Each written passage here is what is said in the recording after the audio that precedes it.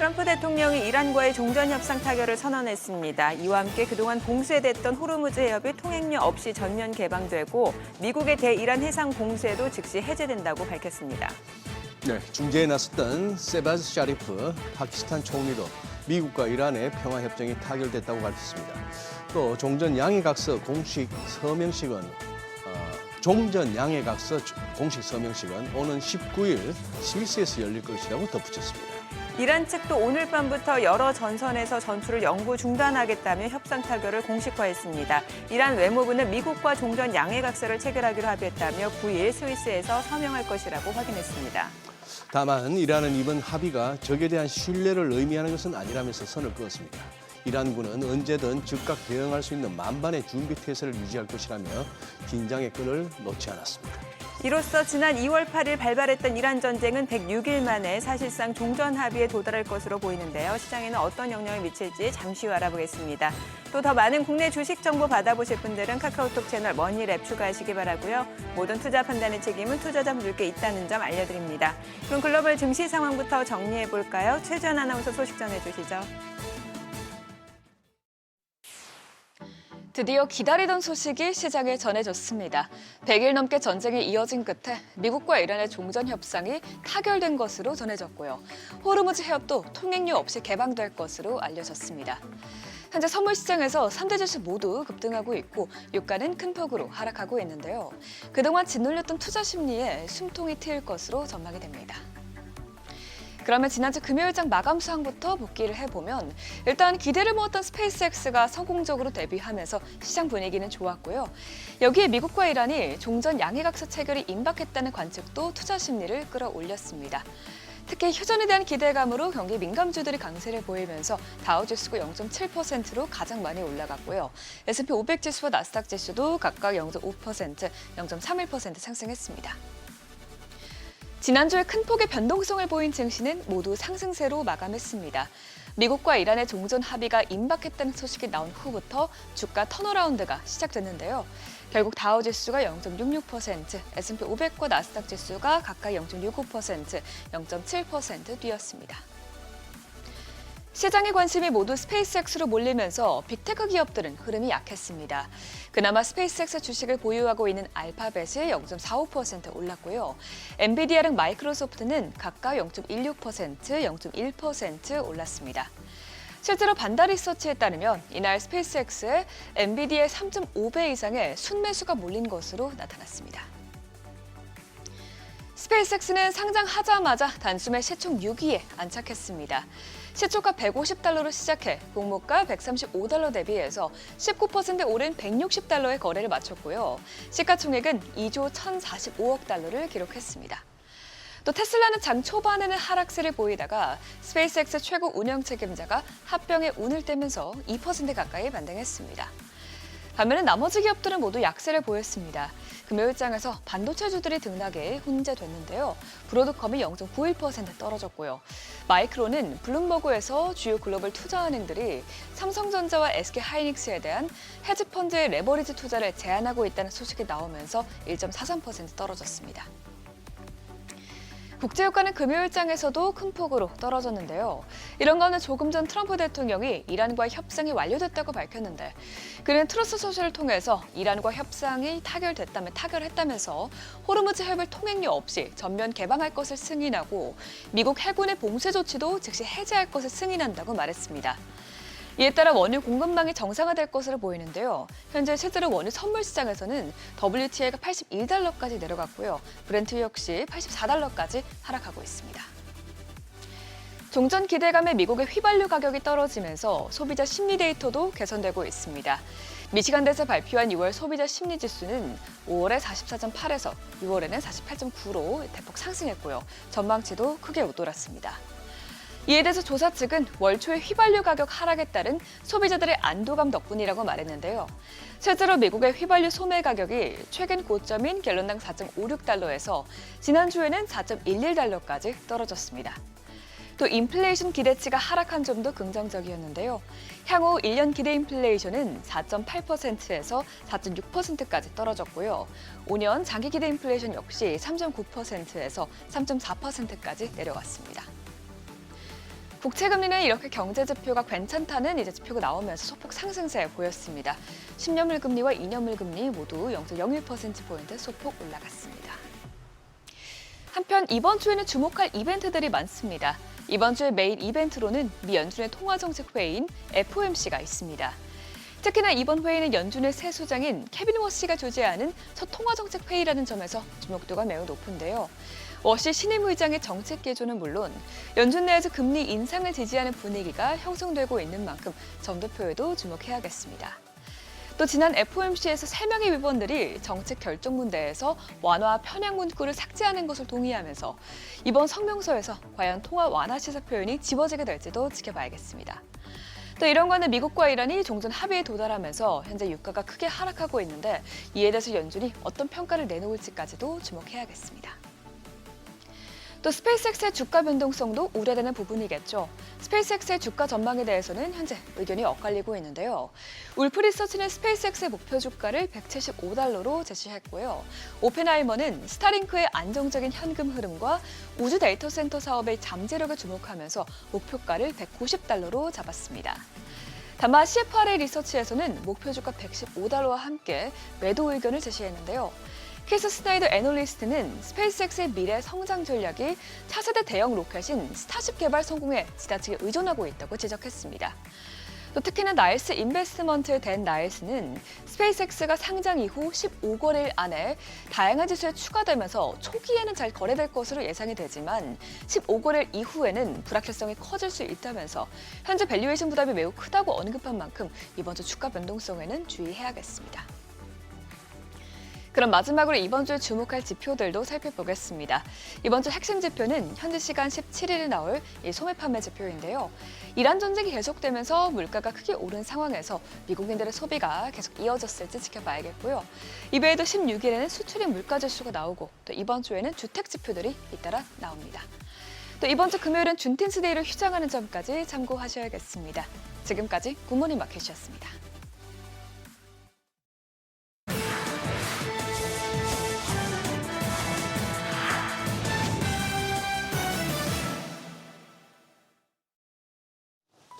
시주목한 주요 이슈들 짚어보겠습니다.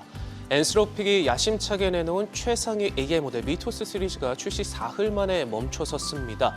너무도 강력한 성능 탓에 내놓지 못하다가 안전장치를 입히고서야 공개할 수 있었는데 이마저도 미국 정부가 국가 안보를 이유로 외국인 접근을 전면 차단하고 수출에 빗장을 걸어 잠그면서 파장이 일파만파 퍼지고 있습니다.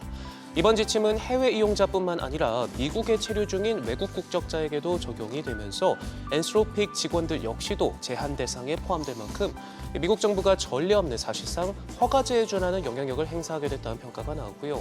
이 때문에 당장 상장을 코앞에 둔 당사자뿐만 아니라 업계 전반에 영향을 줄 수 있다는 평가가 나오고 있고 또 회가 없고 글로벌 AI 보안연합체 프로젝트 글래스윙에 막 합류한 우리 정부와 기업들의 접근권에도 제동이 걸리면서 직격탄을 맞게 됐습니다.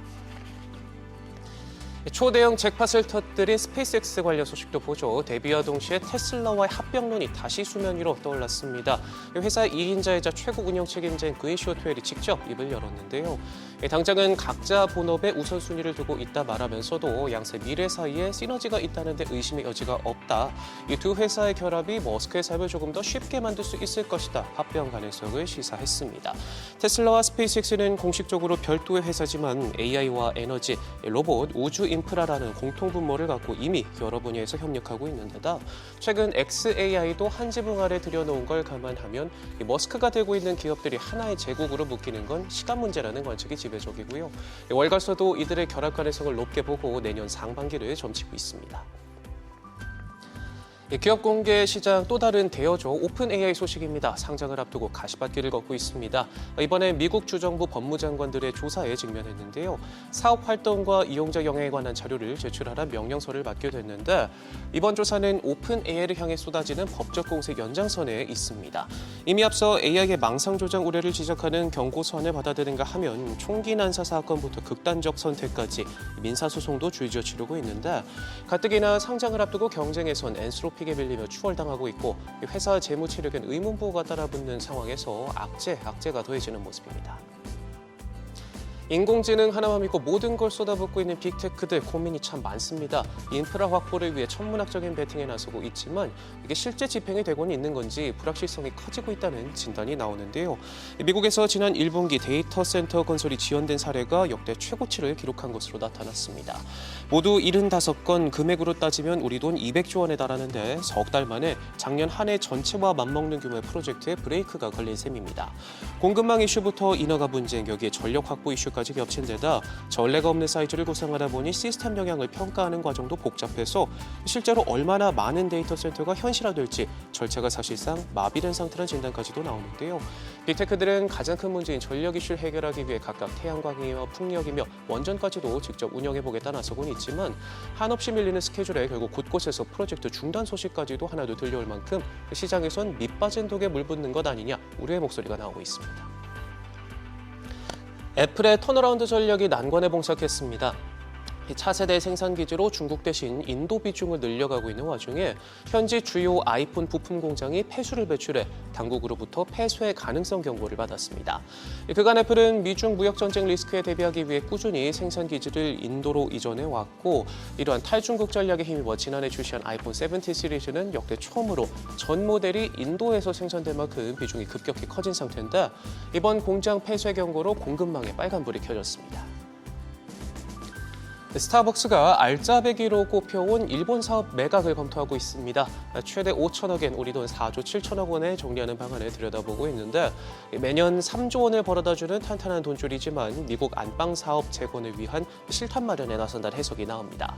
앞서 중국 법인의 경우처럼 본사가 지분을 일부 남겨 어느 정도 관여를 지속하는 방안이나 전 주식을 매각하는 방법이 거론되고 있고요. 이 밖에 신규 주식 공개도 선택지 중 하나로 거론되고 있는데 최종 결정은 아직 내려지지 않은 걸로 알려졌습니다. 지금까지 글로벌 비즈였습니다. 어제장에서 이슈가 있었던 업종들 살펴보는 기업 이슈 시간입니다. 재건 관련 종목의 주가가 이란 전쟁 종전 기대감에 지난주 금요일 크게 올랐습니다. 앞서 미국 CBS 뉴스는 양국이 종전을 위한 양해 각서나 의향서에 서명할 가능성이 높아 보인다고 앞다퉈 보도했는데요.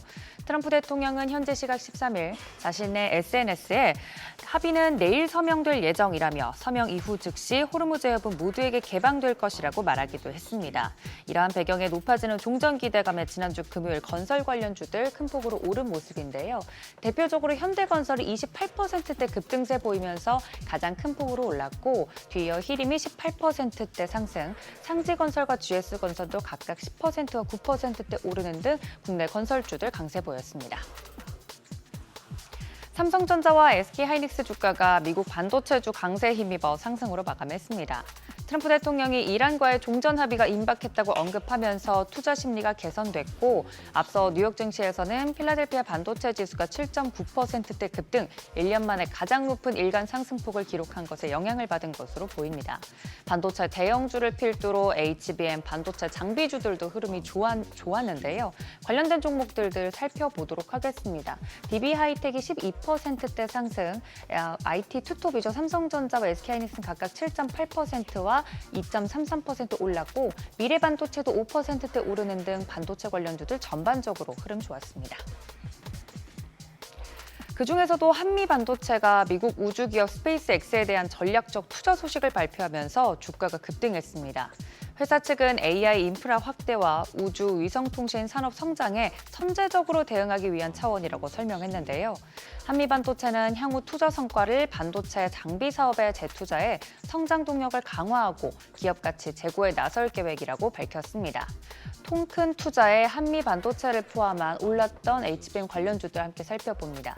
한미반도체가 24%대 급등으로 마감되면서 36만 원 선에 마감이 됐고 이오테크닉스도 21%대 상승, 고영까지 14%대 오르는 등 HBM 관련된 종목들도 전반적으로 흐름이 좋았습니다. 자동차 부품 기업이죠. HL만도가 피지컬 AI 현실화 기대감에 지난주 금요일 상한가로 마감했습니다.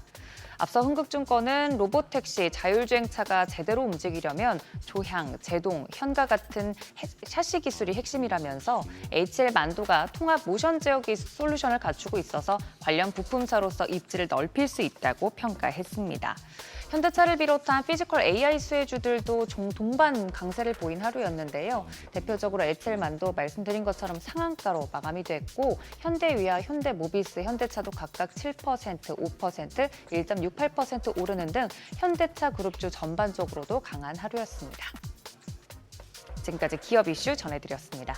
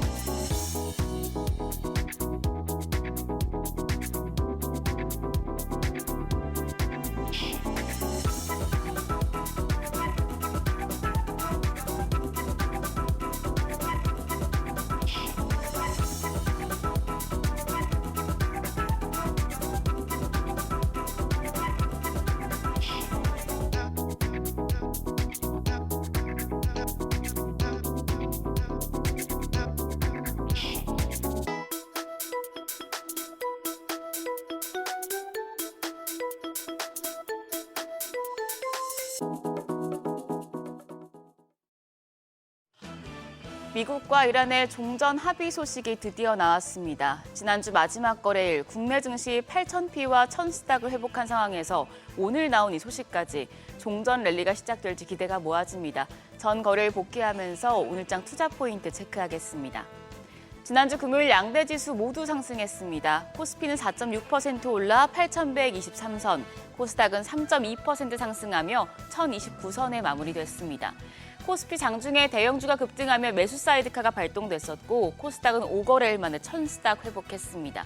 주간 단위로는 코스피는 0.45% 하락, 코스닥은 2.65% 상승했습니다. 트럼프 대통령이 이란과의 합의가 마무리됐고 MOU 최종 서명이 임박했다고 밝히면서 종전 기대감이 커진 영향을 받았습니다. 다만 오후 들어서 헤지펀드의 반도체 수급 노이즈와 ETF 리밸런싱 영향으로 지수의 상승폭은 살짝 꺾이는 모습이었습니다. 유가증권 시장에서 외국인 정말 오랜만에 사자 포지션 취했습니다. 무려 25거래일 만에 매수 우위 기록했습니다. 2조 2,041억 원 순매수했는데 전기전자 업종에서 매수세가 집중됐습니다. 기관도 2조 3천억 원 가까이 순매수하면서 지수 상승에 힘을 보탰습니다. 개인 투자자들은 4조 3천억 원 넘게 순매도했습니다. 코스닥 시장에선 외국인 3천억 원 가까운 순매수, 기관이 6,300억 원 넘는 사자 포지션 취했습니다. 개인 홀로 9,400억 원 넘게 팔아냈습니다. 코스피 시총 상위 종목들 삼성전기 제외하고 20위권까지 모두 상승했습니다. 특히 반도체 대형주가 강했는데요. 삼성전자가 7.9% 강세, SK하이닉스가 2.3% 올랐고 SK스퀘어가 10.6% 급등하며 장을 마쳤습니다. 코스닥 시총 상위단에서도 반도체 소부장단이 강했습니다. 원익 IPS가 상한가 경신하면서 시총 6위로 올라섰고요. 리노공업이 4.7%, 이오테크닉스가 21.4% 시세 분출했습니다. 한편 환율은 떨어졌습니다. 정기장 마감 시간 달러 기준 9원 10전 내린 1,519원 80전에 거래를 마쳤습니다. 종전 기대감이 주요하게 작용했는데요. 이후 야간 거래에서는 하락폭을 키웠었고 역외 환율은 1,518원 70전 기록했는데 이후에 트럼프 미국 대통령이 이란과의 협상 타결 소식을 밝힌 만큼 오늘 환율 조금 더 떨어지면서 출발할 것으로 예상됩니다. 미국과 이란의 종전 합의에 일본은행 금리 결정, 여기에 미 연준 FOMC 회의까지 이번 주 소화해야 할 일정이 많은 한 주입니다. 가장 주목되고 있는 건 미국의 FOMC 회의입니다.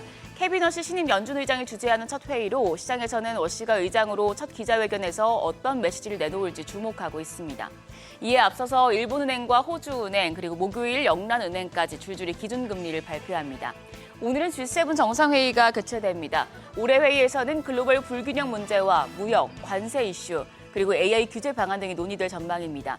유럽 순방 중인 이재명 대통령도 초청국 정상 자격으로 참석합니다. 한편 전 거래일 시간외 거래에서는 원전주들이 대거 상승했습니다. 전 거래일 BHI와 한전기술, 한전-KPS, 우리기술, 현대건설 등 원전 관련 종목들이 장 마감 동시효과에서 일제히 급등하며 상한가 기록했었는데요.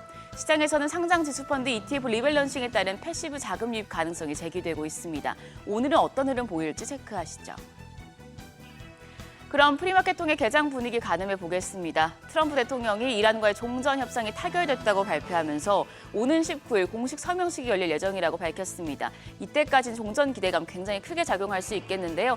예상한 대로 지금 유가증권 시장 시총 1위부터 6위까지 일제히 상승합니다. 삼성전자가 6% 추가적인 강세 보이며 34만 2천 원, SK하이닉스가 5.3% 강세로 226만 3천 원, SK스퀘어가 5.5% 강세로 현재 거래가 142만 7천 원이고요. 삼성전기도 5.5% 반등합니다. 181만 원. 현대차가 4.1% 오름세로 63만 2천 원.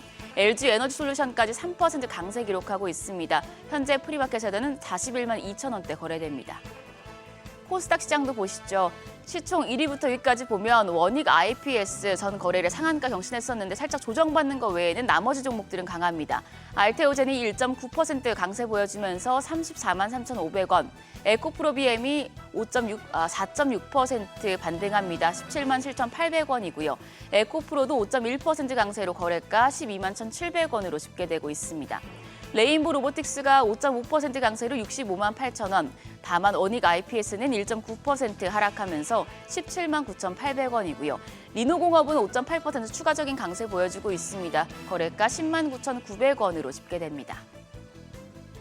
오늘은 반도체주가 추가적인 랠리를 보여줄지 그리고 스페이스X 상장과 공모주 청약 이슈로 관련주들 영향을 받을지 확인하셔야겠습니다. 지금까지 어제장 오늘장이었습니다.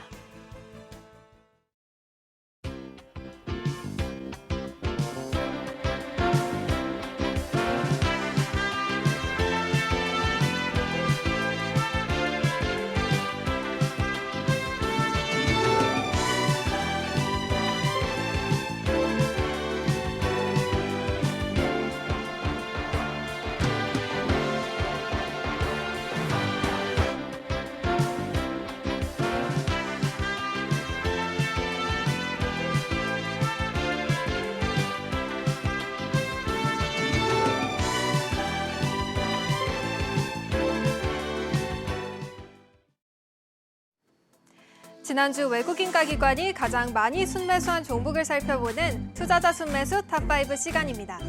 외국인 투자자가 25거래일 만에 순매수로 돌아섰습니다.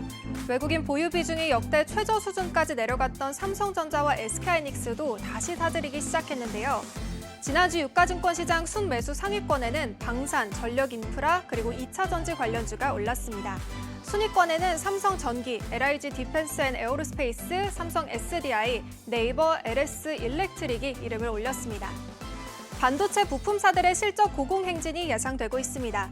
삼성전기는 반도체 기판의 판매 호조가 이어지고 있는 가운데 증권가에서는 이러한 실적 상향이 계속될 거란 전망을 내놓고 있습니다. 빅테크 고객사들의 러브콜이 이어지고 있고 국내외 증설 논의가 본격화되고 있다는 이유인데요. 삼성전기는 지난주 AI 반도체 핵심 부품으로 꼽히는 실리콘 커패시터 산업도 주도하겠다는 계획을 내놓기도 했습니다. 이에 외국인 순매수 1위를 차지했습니다. 나트륨 이온 배터리 관련주가 지난주 강세를 기록했는데요. 테마 대장주 역할을 하는 삼성 SDI에도 외국인의 기대감이 작용했습니다. 또한 증권가에서는 당초 4분기로 예상됐던 삼성 SDI의 하반기 흑자 전환 시점이 이르면 올 3분기로 앞당겨질 거란 관측도 나오고 있습니다. 그간 반도체 대형주로의 수급 쏠림에 눌려있던 코스닥 반도체 소부장주가 기지개를 켜고 있습니다. 이달 들어 외국인의 코스닥 순매수 상위 종목에 반도체 소부장주가 대거 이름을 올리고 있기 때문인데요. 지난주 순위권에도 리노공업, 테크윙, HPSP, 이 반도체 소부장주가 이름을 올렸습니다. 증권가에서는 반도체 소부장주의 상대적 저평가 매력이 부각되고 있어서 순환매가 나타나고 있다고 설명하고 있습니다. 또 알테오전과 로보티즈도 순위권에 이름을 올렸습니다. 이달 외국인이 가장 많이 사들인 코스닥 종목은 리노공업으로 순매수 규모는 5,800억 원에 달합니다. 리노공업은 지난주 최대 주주인 이채윤 대표의 7천억 원대 블록딜을 마무리했는데요. 시장의 최대 불확실성이 해소됐다는 평가가 나오는 가운데 외국인 자금도 유입된 것으로 풀이됩니다. 다음은 기관 투자가들의 장바구니입니다. 유가증권 시장에서 기관은 지난 한 주 동안 대형 반도체주를 대거 매도했습니다. 반면 1위를 차지한 SK스퀘어는 1조 7천억 원 넘게 순매수했는데 다른 종목들과 비교해도 압도적인 규모입니다. 또 네이버, 한미반도체, HC현대일렉트릭 그리고 DB하이텍도 순위권에 이름을 올렸습니다. 한미반도체가 순매수 3위에 올랐습니다. 지난주 SK하이닉스가 한미반도체에 차세대 HBM4용 TC본더 장비를 발주했다는 소식이 전해졌는데요. 생산 능력을 확대하기 위해 추가 설비 투자에 나선 것으로 해석됩니다. 442억 원 규모의 공급 계약입니다. 또한 한미반도체는 스페이스X에 500억 원 규모의 전략적 투자를 단행한다고도 밝혔는데요. AI 반도체를 넘어 우주 인프라에 베팅하는 움직임에 기관 매수세가 쏠렸습니다. 전력 수요 급증에 따라 전력 밸류체인 핵심 기업들의 몸값도 덩달아 높아지고 있는데요. 글로벌 시장조사기관 가트너는 올해 전 세계 데이터 센터 전력 소비량이 전년 대비 26% 증가할 것으로 전망했습니다. 이에 기관은 전력기기 관련주들을 적극적으로 담았는데요. 그중 유안타증권은 HC현대일렉트릭이 초과 변압기 분야에서 독보적인 경쟁력을 가졌다고 평가했습니다. 공급 가능한 업체가 제한적인 만큼 수익성 높은 프로젝트 수주가 지속될 거란 장밋빛 전망을 내놨습니다. 마지막으로 기관도 코스닥에서 반도체 밸류체인에 속해 있는 종목들을 집중적으로 사들였습니다. 반면 바이오와 2차 전지 업쪽에서는 대규모 차익 실현에 나섰는데요. 순위권에는 원익 IPS, VM 현대무벡스, 신택 그리고 주성 엔지니어링이 올랐습니다. 원익 IPS는 지난주 금요일 상한가로 거래를 마치며 시장의 주목을 받았습니다. 최근 삼성전자와 SK하이닉스가 반도체 생산 거점을 국내에서 확대할 거란 계획을 내놓으면서 소부장 업종 전반에 매수 심리를 자극했습니다. 지금까지 투자자 순매수 탑5 시간이었습니다.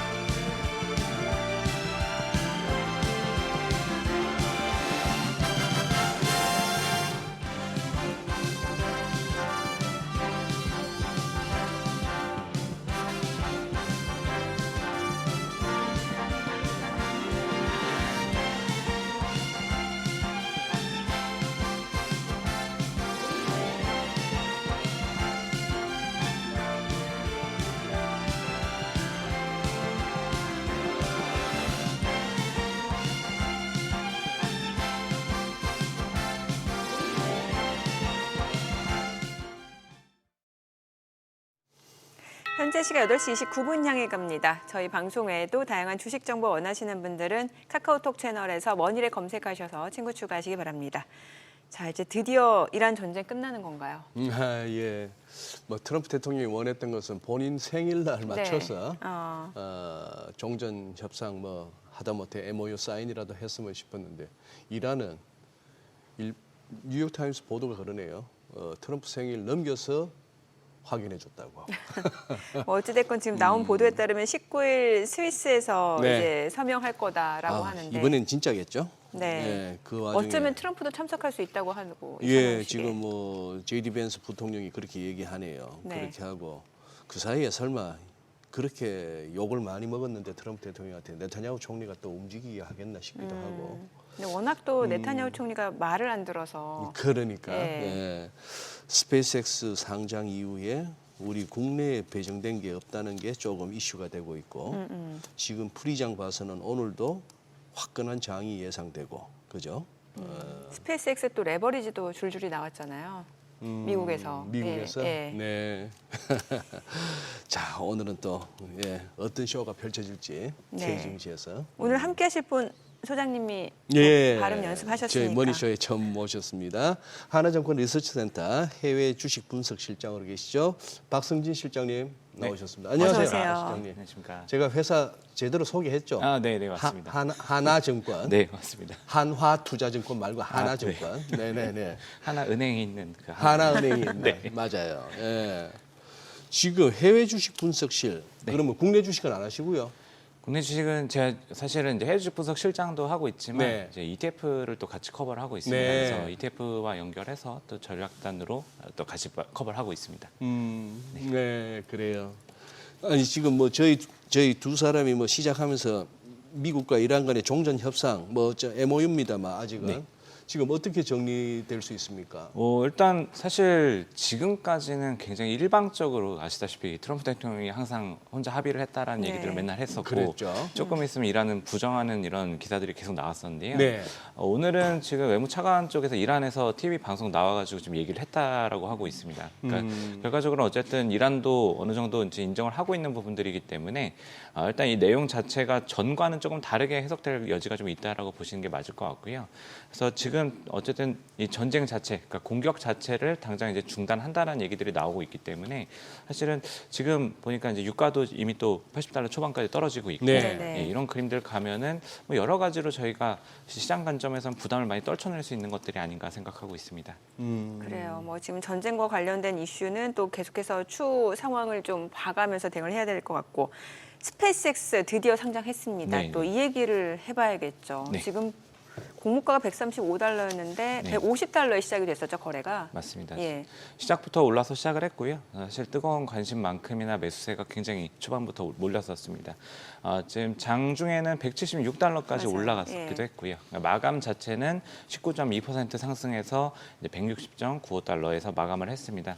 이게 뭐 여러 가지 기록들을 세웠고요. 지금 공모자금 자체가 이제 $3,500억 투자자금들이 몰려들면서 굉장히 흥행했던 이벤트가 됐고 일단 그 IPO 규모 자체가 뭐 저희가 시작하기 전부터 뭐 예. 기존의 2위보다도 2배 이상 많다, 2배가 그냥 많다라는 얘기들이 시장에서는 굉장히 또 핫했던 부분들이고 이 스페이스X 자체가 사실은 어떻게 보면 기업의 상징성이 굉장히 또 큰 우주 산업이라는 자체가 굉장히 또 큰 의미를 또 가지기 때문에 시장에서 또 굉장히 또 IPO에 참여하기 위해서 관심을 많이 보이셨던 그리고 또 이 부분들을 추진하기 위해서 금융권에서도 보면은 굉장히 경쟁이 또 치열했던 굉장히 또 유례없는 이벤트가 아니었나라고 생각하고 있습니다. 그러니까 이게 지금 전체 스페이스X 주식 물량의 네. 4.9%인가요? 네. 맞습니까? 유통 물량 자체가 아직은 적을 수밖에 없고 예. 사실 뭐 이런 부분들 때문에 이제 변동성을 고민하시는 부분들, 걱정하시는 부분들도 자연스럽게 좀 연결되는 부분인 것 같습니다. 그러니 4.9, 아마 5%라 치고 그 정도를 갖다가 이렇게 시장에서 그 주식을 IPO를 통해서 자금을 조달했고 네. 그 주식의 가격이 이렇게 설정됨으로써 나머지 대부분의 주식을 갖고 있는 일론 머스크는 어쨌거나 네. 저희가 보유 주식만 봤을 때 조만장자, 그렇죠. 조만. 조만장자라는 얘기가 백만장자, 억만장자를 넘어서서 조만장자. 그렇죠. 네. 여기서의 조는 미국 달러 기준으로 조. 맞습니다. 1조 달러이기 때문에 뭐 사실 뭐 이게 시총 자체가 뭐 첫날 이미 2조 1천억 달러까지 가버렸기 때문에 일단은 이제 뭐 브로드컴보다도 더 높은 위치를 좀 차지하고 있고 미국 증시 기준으로 보면은 6위로 바로 들어갔고요. 네. 세계 기준으로 하면은 이제 7위 정도. 그러니까 뭐 사실은 이거 자체가 굉장히 뭐 지금 앞으로도 좀 보기 어려운 사이즈의 IPO가 아니었을까라고 생각해 볼 수 있을 것 같습니다. 네. 내러티브 자체는 진짜 가슴 뛰는 건데요. 네, 우주 산업에 네, 뭐 거기다가 AI까지 접목을 하고 네, 등등을 해서 데이터 센터도 무슨 뭐 우주에다 세우면은 뭐 등등으로 갑니다. 네. 그러니까 뭐 그거 한데 이제 그렇게 해서 꿈으로 치면은 꿈에 대한 값을 매긴다면은 뭐 저게 얼마가 가도 할 말이 없는데 네. 이제 현실적으로 봤을 때 스페이스X에 대한 여전히 월가에서도 많은 또 이렇게 전문 투자자들 내지는 뭐 그간 사람들이 나 같으면 안 한다 소리도 없지 않아 있었습니다. 맞습니다. 그런데 어쨌거나 이게 또 하나의 유행이고 네. 그러다 보니까 다들 우리도 이거 스페이스X 어떻게 하면 안 되나 싶었는데 네. 자 지금 문제가 되고 있는 우리 미래에셋이 그동안 이제 주관사로서 네. 또 많은 또 우리 국내 금융투자업계에서 스페이스X 편입을 전제로 한 우주산업 ETF도 많이 지금 네, 출시되어 맞습니다. 있는데 네. 자 이게 꽝이 됐어요 배정이 이 배경이나 그러면 앞으로 미칠 영향은요? 일단은 말씀하셨던 것처럼 이제 고평가에 대한 부분들이 일단 먼저 처음에 이제 이슈가 됐었고요. 네. 아시다시피 이게 뭐 정말 꿈을 향해 가는 스토리를 가지고 있는 기업이다 보니까 사실 특히 이제 우주에서는 우주 산업에 대해서는 밸류에이션을 하기가 조금 더 어려웠던 부분들은 사실 피어그룹 대비해서 스페이스X가 명확하게 독보적으로 우위를 보이고 있는 이 구조를 가지고 있다 보니까 사실은 피어와 비교하기도 좀 어려웠던 부분들이 좀 있는 것 같습니다. 네. 그래서 사실 가격 산정에 대한 부분들, 그러니까 매출액이랑 비교하면은 어쨌든 100배 이상의 가치를 들고 들어오는 부분들이기 때문에 이 고밸류션에 대한 부담감들을 분명히 가지고 있었던 거는 맞고요. 그럼에도 불구하고 이 우주 산업에서 가져가는 이 독보적인 스토리 자체가 시장에서 굉장히 많은 관심을 받았습니다. 그래서 말씀하신 것처럼 미래에셋부터 시작해서 이 굉장히 많은 국내 운용사들이라든가 증권사들이 이런 부분들을 가지고 또 경쟁도 했고 또 치열하게 뭔가 주도권들을 가져오기 위한 이런 액션들이 있었는데요. 이 미래에셋 같은 경우 지금 뭐 사실 주말 사이에 저희가 이제 뉴스들을 또 하긴 했지만 일단 배정을 아예 받지를 못했습니다. 뭐 이 부분들은 사실 조금 이제 여러 가지 배경들이 좀 얘기가 되고 있는 상황인데 일단은 지금 뭐 저희가 그 SEC에 제출됐던 투자 설명서를 보면은 인수 물량으로서 231만 주 정도, 그러니까 135달러의 공모가를 기준으로 하면은 3억 1천만 달러 정도 되는 금액이라 보시면 됩니다. 네네. 이 부분들이 신청이 들어갔다라고 일단 되어 있었는데. 이게 주관사 측면에서 아예 배정을 안 하는 상태가 된 거고요. 이 배정을 안 하는 것들은 사실은 이게 그 미국의 IPO 과정에서는 일단은 주관사의 판단에 따라서 결정을 할 수 있는 이런 프로세스를 가지고 있기 때문에 소위 말해서 그 주관사 중에 제일 대빵이 이제 네, 골드만삭스다 이 말인데 맞습니다. 골드만삭스 재량으로 맞습니다. 네. 그래서 이런 부분들이 조금 이제 여기저기서 이제 이런저런 얘기들이 나오고 있는데 사실 저희가 이제 여러 가지 이제 뉴스들을 종합해서 추정을 해보면은 이제 조심스럽게 볼 수 있는 부분 중에 하나는 사실 이게 그 미래에셋 같은 경우에 그 참여를 하는 중간에 금액을 좀 줄였습니다. 원래 조금 이제 크게 좀 많이 줄였는데 이제 배경으로 지금 얘기되는 것들이 아마 이제 뉴스 찾아보시면 아마 다들 확인이 되실 텐데요. 그 외환당국 쪽에서 이제 원달러 환율에 좀 영향을 미치는 부분들을 조금 이제 제어하기 위해서 이런 부분들이 일단 미래에셋 측면과 같이 이제 얘기를 나누면서 조금 물량을 줄였다라는 얘기들이 있고 이런 과정들과 거기다 이제 미래에셋 같은 경우 그런 부분들을 반영을 하면서 전문 투자자들 대상으로만 이 물량을 받았습니다. IPO 신청을 받았는데 네.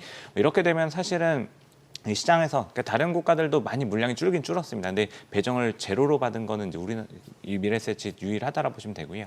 이런 과정들에서 투자자들이 저희가 해석하는 과정에서는 이 리테일 쪽으로 포괄적으로 가는 고객들이랑 이 전문 투자 쪽으로 조금 좁혀서 가고 금액을 또 줄였고 그리고 이게 청약 철회 조건들이 일단 들어가 있던 게 있었습니다. 그래서 실장님 전문 투자자라 하면 어떤 예. 사람 어디를 말하는 겁니까? 그 말 그대로 그 일반 개인 투자보다는 예. 일정 조건들, 그러니까 투자 기간과 금액과 이런 것들 조건들을 통해서 인정받은 투자자로 쉽게 보시면 될 것 같습니다. 개인입니까? 법인? 개인 중에도 있다고 개인 보시면 중에도 될 것 있어요? 같고요. 예. 예. 그래서 일단은 조금 더 그 어떻게 보면은 시장에서 규모가 조금 더 있고 경험이 좀 있는 이 규모에서 조금 이제 차별화를 보일 수 있는 투자로 좀 제한된 부분들이 있었다 보니까 이런 과정들을 해석하는 그러니까 주관사 측면에서는 조금 이제 그 강하지 않은 수요로 내지는 이 취소될 수 있는 수요, 그러니까 고객 기반 측면에서 판단을 할 때 조금 약하다라는 판단을 했을 수 있다. 그리고 이게 또 수요가 몰렸다라는 거는 누구나 지금 알고 있었던 네. 상황이었기 때문에 예.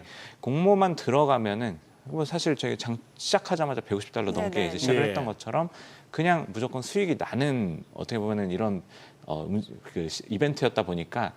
자기들이 볼 때 강한 고객과 지속적으로 가져갈 수 있는 고객군들의 먼저 배정을 하는 이런 형태들이 좀 나오지 않았나 이런 얘기들로 좀 진행이 되고 있습니다. 그러면 거기에 청약 들어갔던 개인 투자자들에게 뭐 금전적인 손실은 없다고는 하지만 예. 일종의 기회비용이나 이런 맞습니다. 거는 생겼다고 봐야겠죠. 예, 아무래도 그 청약에 묶여 있었던 자금들이 있기 때문에 사실 그래서 이제 주말 사이에 바로 환불 조치가 좀 이루어졌던 거로 지금 뉴스들을 통해서 확인할 수 있는 것 같고요. 뭐 이런 것들이 사실 좀 국내 시장에서도 유동성 측면에서는 조금 이제 왔다 갔다 하면서 좀 변동성을 키울 수 있었던 이슈들도 있기 때문에 금융시장에도 분명히 영향이 없던 건 아니었다라고 저희가 봐야 되지 않을까 그럼 싶습니다. 우주산업 관련 ETF 쪽은 어떻게 됩니까? ETF들 같은 경우는 사실 이제 당국에서 원래 사실 이 IPO 이전에 네. 이 패시브 ETF들은 IPO에 참여를 못하게 했었습니다. 네. 그래서 액티브 ETF들만 가능하게 되어 있었고 그 과정에서 이제 그 참여한다라고 밝혔던 곳들이 미래도 들어가 있고요. 그리고 만투운용 같이 약간 이제 액티브 쪽을 하고 있는 한 3개 운용사들이 이제 들어가 있었습니다. 이게 뭐 아시다시피 그 우주 테크 쪽 ETF들에도 해당이 되지만 이 상장이 나스닥 시장에서 됐기 때문에 네. 나스닥 지수를 추종하는 ETF에서도 편입을 글쎄. 할 수 있는 근거가 예, 있었습니다. 예, 그래서 예. 나스닥 성장 ETF들 이런 액티브 ETF에서도 운용사들이 참여를 좀 했던 거로 좀 알고 있는데 사실 이것조차도 일단은 불발이 된 상황이기 때문에 그 지금 일부 운용사 같은 경우는 이제 첫날에 장중에 이제 유통 물량을 이제 매수해가지고 넣었다라고 지금 얘기를 하고 있고요. 근데 다만 이제 이 가격의 측면에서 좀 차이가 있는 거는 아무래도 공모는 사실 아까 말씀드린 것처럼 들어가자마자 이익이 나는 구간이었는데 유통되는 물량을 샀다라고 하면은 가격 측면에서는 조금 공모 들어갔을 때보다는 불리했을 수 있다. 이런 부분들의 좀 차이가 좀 있다고 보시면 될 것 같고 패시브 ETF들은 애초에 그 당국에서 막혀 있었기 때문에 상장 이후에 1거래일에서 2거래일 사이에 물량을 담는 조건들을 가지고 있었습니다. 그래서 이 패시브 ETF들은 사실 그 직전에 IPO 직전에 이미 정리가 되어 있었던 상황이기 때문에 이런 부분들은 오히려 그 패시브 ETF들이 영향을 좀 덜 받는 구조가 좀 후행적으로 좀 나타난다라고 보셔도 될 것 같습니다. 혹시 개인들 그 청약 와중에 네. 환차손 부분은 뭐 없습니까? 환차손은 그 들어갈 때 달러 예. 바꾸는 거하고 지금 환불 조치 받아서 다시 또 원화로 하는 와중에 환율이 많이 내려지 않습니까? 네, 그 부분들도 사실은 오늘이 공교롭게도 이게 이란과 미국의 협상이 타결되면서 장중에 나오게 되면은 예. 약간의 영향을 좀 받을 수도 있지 않을까 싶습니다. 제 질문의 핵심은 예. 어쨌거나 환율 변동으로 인한 그 손실이든 이익이든 생길 수는 있는 거죠. 예, 그런 부분들은 좀 익스포저가 생길 수 있지 않나 그러네요. 싶습니다. 예. 네.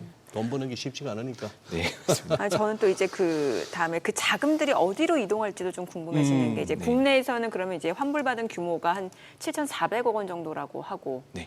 글로벌리 지금 이제 그럼 다시 이제 그 청약 자금들이 환불이 되는 거잖아요. 네, 네. 그럼 기존에는 이게 왜 수급 블랙홀이라고 해서 네. 이 스페이스X에 그 공모하기 위해서 자금을 끌어모으기 위해서 기존에 올랐던 빅테크에서 뭐 네. 차익 실현했다 이런 얘기들도 많았는데 네. 자 그러면 이제 그 자금을 돌려받게 되면 이제 그 자금들이 어디로 흘러갈지 이거에 대해서도 많이들 좀 궁금해하신단 네, 말이죠. 네. 기존의 성장주냐 네. 아니면 뭐 스페이스에 관련된 뭐 ETF냐 네. 아니면 이제 또 이렇게 이러한 종전이라고 하면은 네. 뭔가 뭐 건설주. 경기와 관련된 네. 종목이냐 섹터냐 이런 것도 많이들 관심을 갖고 계신단 말이죠. 네. 근데 사실 약간 수급 쪽면에서 보면은 조금 변동성 요인들이 아직은 남아 있긴 한 것 변동성 같습니다. 요인. 예, 왜냐하면은 이 수급의 이동이 이제 끝나지 않았다라고 말씀을 드릴 수 있는 거는 네. 일단 기본적으로는 저희가 이제 그 최근에 한 2, 3주 정도의 흐름들을 놓고 보시면 이 블루투컴 실적 때부터 반도체 주가가 굉장히 변동성이 커졌었습니다. 예. 예, 그때가 보면은 사실 뭐 실적이 나쁜 건 아니었는데 가이던스 측면에서 조금 이제 워낙에 그동안 저희가 눈높이가 많이 높아져 있기 때문에 사실 약간의 이제 빌미로 제공이 되면서 전체적으로 시장판을 한번 흔드는 이런 이제 주가 흐름들이 나왔었는데 이런 과정들 놓고 보면은 사실 저희가 이제 처음으로 가장 이제 첫 번째로 볼 수 있는 건 반도체 쪽은 그래도 실적이 받침이 되기 때문에 이쪽은 일단 들어갈 수 있다. 뭐 이 정도는 저희가 좀 같이 고민하고 있는 부분들이고요. 다만 이제 제가 이제 그 자금의 전체적인 흐름이 아직까지 변동성을 가져올 수 있다라 말씀드리는 것들은 이 패시브 자금들의 움직임 이동은 아직 끝나지가 않았습니다. 이 스페이스X의 상장 이후에 일단은 이 바로 이 패시브 자금들이 정리가 되는 게 아니고 네네. 각 지수 운용사마다 이 지수 편입 시간들이 조금씩 다르게 설정이 되어 있습니다. 그래서 이 FTSE 러셀 같은 경우가 이제 5거래일 이후이기 때문에 이번 주 금요일 정도가 일단 지수 편입이 가능한 시기라고 보시면 되고, 그리고 MSCI가 열흘이기 때문에 다음 주 금요일, 그리고 마지막으로 가장 뭐 중요하게 크게 볼 수 있는 나스닥 100 지수가 이 15일로 되어 있기 때문에 7월 초, 그러니까 다다다음 주 금요일 정도까지 저희가 이제 그 이벤트들이 순차적으로 남아 있습니다. 사실 이런 것들을 놓고 보시면은 이 패시브, 그러니까 아까 세계 6위, 7위 그리고 또 미국 증시에서 6위의 그 포지션들을 차지한다고 말씀드렸던 것처럼 이 자리를 마련해주기 위해서 빅테크 기업들 앞뒤에서 또 밑에서 다 자리를 좀 마련해줘야 되는 공간을 금액을 빼면서 만들어줘야 되기 때문에 이 스페이스X 외의 다른 종목들의 변동성들이 상당히 좀 같이 커질 수 있다. 사실 금요일 같은 경우에 그 우주 테크 ETF들, 테마 ETF들 보시면 주가가 빠졌습니다. 스페이스X SPB 형태로 가지고 있는 ETF들도 주가가 빠졌고, 왜냐하면 우주 테마 ETF들은 당연히 스페이스X를 편입하는 과정에서 기존 편입하고 있던 종목들의 비중을 줄여야 되기 때문에 가장 먼저 우주 ETF들, 뭐 나사라던가 뭐 UFO라던가 저희가 뭐 ARKX 이런 액티브 ETF, 우주 액티브 ETF까지 전체적으로 다 약세를 보였던 그림들을 보시면 이런 현상들을 조금 선제적으로 좀 확인할 수 있었던 현상이다 이렇게 보셔도 될 것 같습니다. 근데 도대체 이 일론 머스크라는 사람은 자 전기차로 시작해가지고 그 보니까 뭐 샘 알트만하고 같이 오픈 AI도 설립했고 그러면 전기차 이쪽을 모빌리티라 보고 그다음에 AI라 보고 거기다 이제 우주까지 도대체 이 머스크의 생태계는 어디까지 지금 우리가 상상을 해줘야 됩니까? 이것도 무슨 백 없이는 이렇게까지 갈 수도 없는 것 같습니다만. 그래서 이게 머스크의 팬덤이 생기는 것 자체가 그런 스토리들을 가지고 매력을 느끼지 않나라고 생각하고요. 이게 지금 뭐 아시다시피 뭐 저희가 요즘에 얘기하고 있는 것 중에 하나가 머스크 제국 뭐 이런 식으로 얘기를 또 하게 되는데 뭐 안 좋은 의미와 뭐 약간 이제 또 좋은 의미가 같이 섞여 있는 것 중에 또 최근에 우리나라에서 뭐 테슬람이라는 단어도 약간 또 테슬라 뭐 이런 단어도 있을 정도로 예. 굉장히 로열티를 보이는 투자자분들이 굉장히 많습니다. 뭐 사실 저는 이게 뭐 나쁜 의미라고도 꼭 일방적으로 해석할 필요는 없다고 생각하는데 그만큼 이 어떻게 보면 상상 속에 있었던 것들을 현실화시키고 있는 인물로 보시면 될 것 같고 사실 뭐 지금 최근에 테슬라와 스페이스X의 결합설도 나오는 것들도 뭐 결과적으로 이런 스토리를 좀 뒷받침한다고 보시면 될 것 같고요.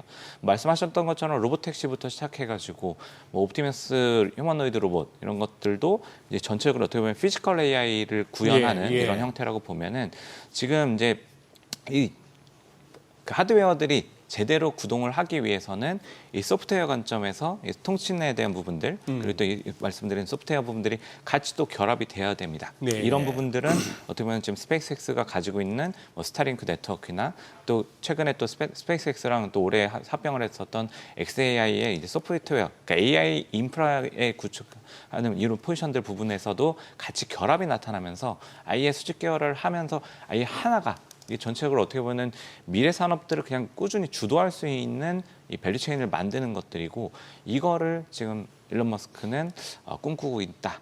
그리고 또 머스크는 아시다시피 이걸 하나로 또 가지고 본인이 직접 가지고 소유해서 가는 걸 또 선호하기 때문에 뭐 아시다시피 그 테슬라 같은 경우는 지분이 또 생각보다 또 의결권이 낮아가지고 또 고생했던 그런 경험이 있다 보니까 이번에 스페이스X 같은 경우는 의결권을 거의 85%까지 확보하고 가는 조건들을 또 넣었을 정도로 어떻게 보면은 이 머스크가 자기 판단에 따라서 주도할 수 있는 이런 스토리들 이 제반 장치들을 다 마련해놨기 때문에 이런 구조 큰 그림을 가져가는 스토리가 현실화될 가능성들이 상당히 좀 높지 않나라고 좀 이번에는 좀 봐야 되지 않을까 싶습니다. 야 지금 설명 들으면서 자료 화면에 머스크 영상을 보니까 갑자기 조만장자라서 그런지 이분이 훨씬 좋아졌네.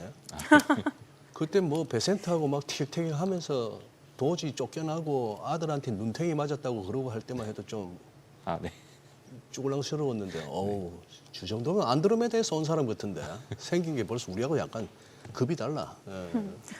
아니 스페이스X 지금 벌써 이제 여러 목표가 얘기 나오는데 좀 낙관적으로 보는 데는 지금 $330까지 얘기 나오고 있고 또 모닝스타에서는 보니까 $63 이렇게 제시를 하고 있어요. 굉장히 극단적이란 말이죠. 개인적으로는 어떻게 보세요? 사실 다 근거는 있다고 생각합니다. 그렇죠. 사실 다 근거는 있다고 생각하고요. 뭐 작년 기준으로 보면은 사실 $50억 정도 손실이 났던 기업이기 때문에 사실 이런 것들을 보면은 목표를 낮게 해줘도 뭐 이유는 있고 근데 또 사실 이제 스타링크 쪽부터 시작해가지고 뭔가 어떻게 보면 경쟁 기업이랑 사실 발세차 같은 경우도 이 숫자 자체가 그냥 2위권이랑은 비교할 수 없는 정도의 숫자고 중국 혼자 그 국가 단위에서 발사하는 것보다도 훨씬 많은 이 로켓 발사를 하고 있는 기업이기 때문에 어떻게 보면 정말 그냥 완전히 그냥 이 시장을 장악하고 있다라고 봐도 되지 않을까 싶긴 합니다. 사실 정부 쪽에서는 이 분산을 위해서 로켓랩 쪽에도 이 미국 정부가 또 수주를 주는 뭐 이렇게 프로젝트를 진행하는 이런 것들도 있긴 하지만 뭐 누가 봐도 숫자들이 굉장히 좀 큰 차이를 보여주고 있기 때문에 이 시장이 성장하는 부분 스토리를 인정을 하는 투자라고 하면은 사실 밸류에이션을 조금 더 높게 줄 수 있는 여지는 분명히 굉장히 크게 있다. 이렇게 좀 생각할 수 있을 것 같고요. 물론 뭐 그 가는 길에서 어떻게 보면 노이즈들은 분명히 있을 수 있습니다. 이게 너무나도 이제 새로운 산업이기 때문에 사실 뭐 아까 말씀하셨던 그 머스크가 이렇게 멍들어서 나타나고 이랬을 때 베센트랑 싸우고 이럴 때도 보면은 사이가 안 좋아지면서 이 규제 리스크가 강해지는 거 아니야 이런 얘기들도 분명히 있었거든요. 근데 그 이전에는 트럼프와 굉장히 또 손을 꽉 잡고 있는 모습들이 나오면서 이 새로운 성장 산업에서는 정부가 규제를 풀어주는 게 또 굉장히 중요한 이슈이기 때문에 이런 관계 형성들이 또 사실은 또 굉장한 주가 모멘텀들이 될 수 있고요. 이런 부분들을 충족시키고 수 있느냐 없느냐도 어떻게 보면 목표 주가에 상당히 좀 영향을 줄 수 있다라 보는데 사실 지금 이게 저는 이란 전쟁도 그렇고 우크라이나 전쟁도 그렇고 사실 이 머스크한테 어떻게 보면 판을 또 깔아준 이벤트가 아닌가 싶습니다. 물론 굉장히 또 비극적인 이벤트이긴 하지만 이 스타링크의 중요성을 정말로 완벽하게 보여줬던 이벤트이기 때문에 스타링크가 있고 없고에 따라서 전선이 어떻게 형성이 되는지 뭐 팔란티어랑 같이 묶여가지고 이런 스토리를 또 보여줬기 때문에 목표가는 충분히 좀 높게 가져가도 되지 않을까 이런 부분들은 좀 생각할 수 있을 것 같습니다. 네, 자 지금 시각 8시 52분 향해 갑니다. 오늘 양시장 호가 상황 체크해 보겠습니다. 먼저 코스피 예상 체결 지수입니다. 오늘 코스피가 5.7% 상승 예상됩니다. 지금 8,591로 집계가 되고 있고요. 코스닥도 1.5% 상승 예상됩니다. 예상 체결 지수는 1,044로 나타나고 있습니다. 시가총액 상위 종목 예상가 보겠습니다. 삼성전자 오늘 7% 강세가 예상됩니다. 지금 호가에서는 34만 2,500원, 34만 8천원까지 집계되고 있고 SK하이닉스도 6%대 상승이 예상되고 있습니다. 예상가 230만 원으로 나타나고 있습니다. SK스퀘어도 3% 상승 예상되고 있고요. 삼성전자 우선주 지금 호가 22만 원이죠. 현대차입니다. 오늘 16% 급등이 예상되고 있습니다. 호가는 70만 5천 원으로 나타나고 있습니다. LG에너지솔루션도 3% 상승 예상되고 있습니다. 그리고 삼성전기 오늘 9%대 강세가 예상되면서 지금 호가는 187만 원으로 나타나고 있고요. 삼성생명, 삼성물산 모두 상승 출발 예상되고 있습니다. HD현대중공업도 호가는 67만 4천 원으로 3%대 상승이 예상되고 있습니다. 자, 지금 보시다시피 시가총액 10위권 내에서는 전 종목이 상승 출발 예상되고 있는 상황이고 코스닥 시가총액 상위 종목 예상가도 보겠습니다. 알테오젠이 2% 상승 예상되고 있고요. 에코프로비엠, 에코프로 모두 4%대 오름세 예상됩니다. 각각 호가는 17만 8천 원, 12만 1,300원으로 나타나고 있고 레인보로보틱스가 5% 상승 예상됩니다. 주성엔지니어링, 강보학권 예상되고 있고 HLB가 0.5% 상승 출발 예상되고 있습니다. 이 가운데 리가캠바이오는 3%대 강세 출발 예상되고 있는 모습이고요. 자, 그리고 리노공업 1.6% 상승 출발 예상되고 있습니다. 원익 IPS는 하락 출발 예상되고 있는 모습이고 이오테크닉스가 호가가 59만 9천 원으로 2%대의 약세가 예상되고 있습니다. HBSP는 상승 출발 예상되고 있죠. 지금 호가는 4.2% 오름세가 예상되고 있습니다. 개장까지 한 6분여가량 남았습니다. 자, 지금 양시장 상승 출발 예상되고 있고 오늘도 보니까 또 뭔가 종전에 대한 기대감 때문에 또 관련 종목들 강세도 예상되고 있는 국면이네요. 그렇죠. 네. 지금은 뭐 기술적으로 짚어지는 저항은 전고점밖에 없습니다. 우리 8933이었던가? 그런 전고점이요. 상황. 예. 그런 상황인데. 야, 지금 그러면은 미국 얘기 조금 우리 실장님 나오셨으니까 해외 주식 쪽으로. 네네. 아니 아까 우리 글로벌 비즈에서도 소개하고 있습니다만 엔트로픽의 AI 모델 미토스 5, 페이블 5 이걸 갖다가 외국에서는 전혀 접근 못하도록 하겠다. 네. 심지어 그 기업 내에서 외국인 네. 국적을 가진 직원들도 접근을 네, 제한했다면서요. 맞습니다. 예. 네, 이번에 사실은 또 주말 사이에 또 깜짝 놀라는 예. 이벤트가 좀 있었다고 예. 보시면 될 것 같고요.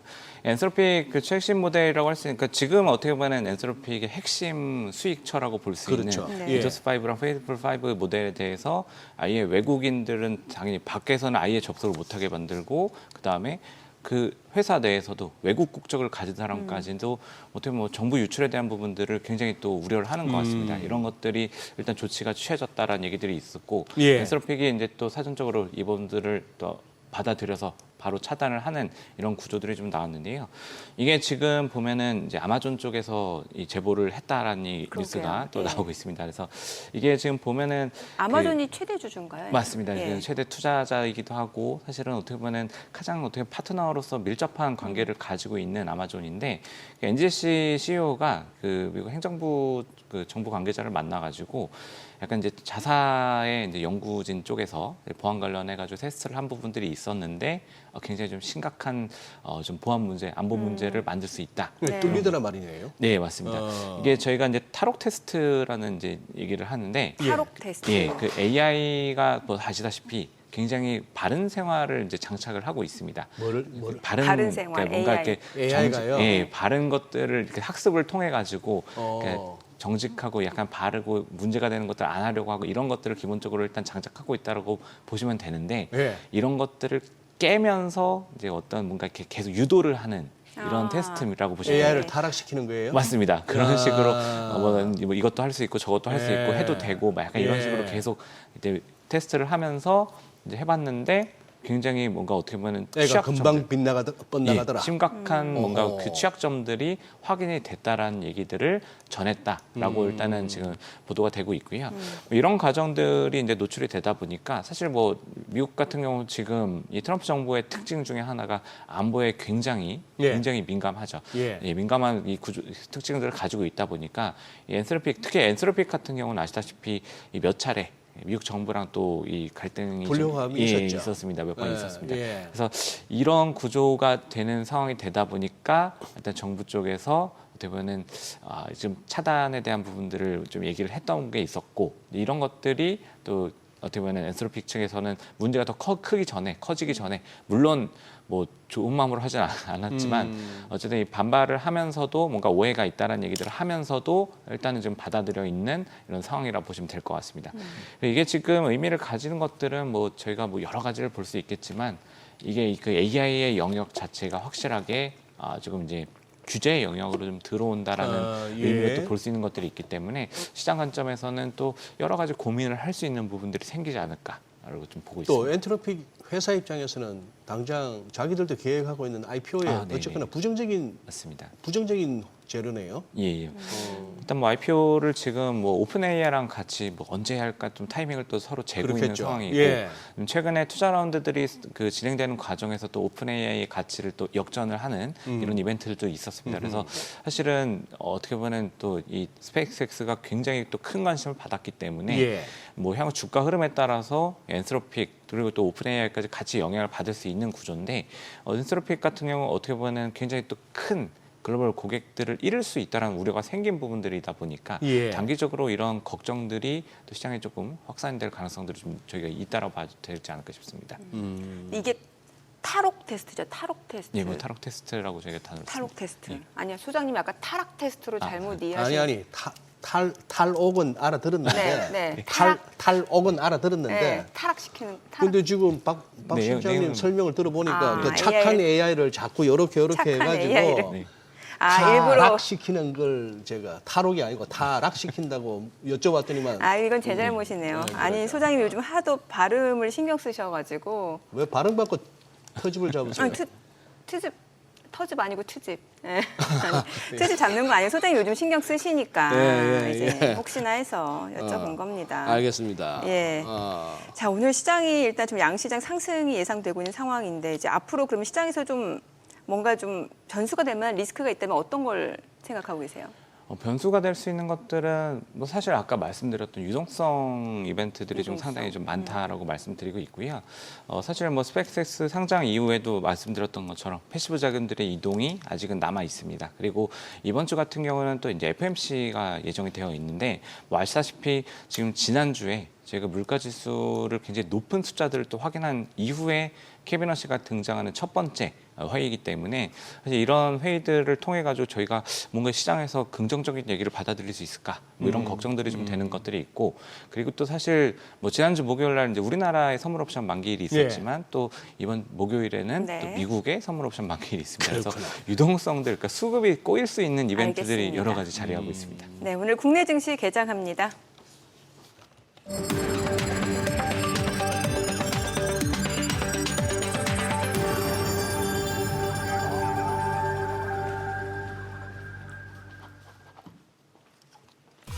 네, 6월 15일 월요일 국내 증시 개장했습니다. 지금 주말 사이에 시장 분위기 많이 바뀐 것 같습니다. 이제 스페이스X 상장하면서 화려한 데뷔식을 치러냈고 장중에는 176달러까지 올라서는 모습이었고 종가 기준으로는 160달러에서 마무리가 된 상황이고요. 자, 또 이란 전쟁에 대한 종식에 대한 기대감, 19일 스위스에서 합의 서명식이 이뤄질 것이다라는 부분이 좀 발표가 되면서 전반적으로 투자 심리가 많이 좀 개선될 수 있는 여건들이 형성이 되어 있습니다. 이 가운데 또 FOMC 앞두고 있는 상황이고 양시장 출발 지수 보겠습니다. 코스피는 4.9% 올라갑니다. 8,526. 단숨에 400포인트 급등하고요. 코스닥도 1.8%대 상승세를 나타내고 있습니다. 코스닥 지수는 1,048이죠. 시가총액 상위 종목 시초가도 보도록 하겠습니다. 지금 삼성전자가 6% 올라갑니다. 34만 4천 원. SK하이닉스도 6%대 상승 흐름을 보여주고 있습니다. 229만 1천 원이고요. SK스퀘어도 5.7% 올라갑니다. 삼성전자 우선주도 21만 9,500원 6% 올라가고요. 삼성전기입니다. 10% 급등합니다. 189만 원이고요. 지금 LG에너지솔루션은 2% 올라갑니다. 41만 500원, 현대차가 5% 오름세 64만 원에 거래되고 있고요. 삼성생명은 40만 5,500원으로 5% 상승세, 삼성물산은 8% 강세고요. HD현대중공업도 68만 1,000원으로 4.7% 올라갑니다. 코스닥 시가총액 상위 종목 시초가도 보겠습니다. 알테오젠이 2% 올라갑니다. 지금 34만 5천 원, 에코프로도 4% 상승하고요. 에코프로 BM도 17만 8,400원으로 4.9% 올라갑니다. 레인보 로보틱스도 3% 상승합니다. 64만 4천 원, 주성 엔지니어링 23만 7천 원이고요. 리가킨바이오가 3% 올라가고 코오롱 티슈진 10만 5,300원으로 2.6% 상승세, 원익 IPS는 5% 떨어집니다. 차익 실현 물량들이 좀 나오고 있고 이오테크닉스도 3%대 하락이고요. 리노공업은 0.5% 내림세입니다. HLB는 0.4% 상승 흐름 보여주고 있습니다. 오늘 시장에서 특징을 보여주고 있는 섹터 종목들 좀 체크를 해보도록 하겠습니다. 지금 보게 되면 오늘 또 항공주들이 좀 움직입니다. 제주항공이 지금 18% 급등합니다. 아무래도 이제 이란 종전에 대한 기대감으로 유가가 급락하면서 유류할증료 부분에서 이제 여행객들 수요가 급감하지 않을까라는 우려가 있었는데 이 부분이 좀 개선될 것이다라는 기대감 때문에 항공주들이 좀 올라가는 것 같습니다. 지금 대한항공이 5% 상승세, 아시아나항공도 5% 오름세 7,430원, 제주항공이 17% 급등하고 있고요. 트리니티항공은 13% 급등하고 있고 진에어도 8%대 강세고요. 한진칼 13만 700원으로 9% 오름세, 에어부산도 5% 상승세고요. AK홀딩스도 3.6% 올라갑니다. 오늘 항공주들 다 올라갑니다. 그리고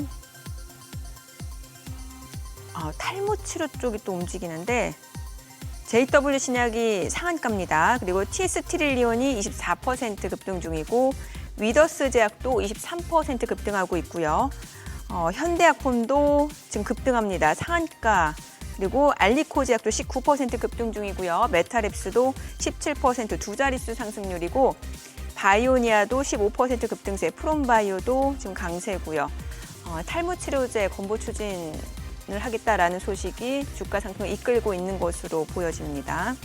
자, 그리고 전선주들도 움직임이 이어지고 있습니다. KBI 메탈이 14% 급등 중이고 일진전기, 대한전선, LS 모두 강세 흐름 보여주고 있습니다. 가온전선도 4%대 오름세고요. LS 마린솔루션도 상승 흐름 보여주고 있습니다. MLCC 쪽 다시 한번 움직입니다. 앞서 보셨다시피 이제 삼성전기가 또 강세를 보여주고 있고 두 자릿수 상승률, 주가는 190만 원 선까지 터치하고 있고요.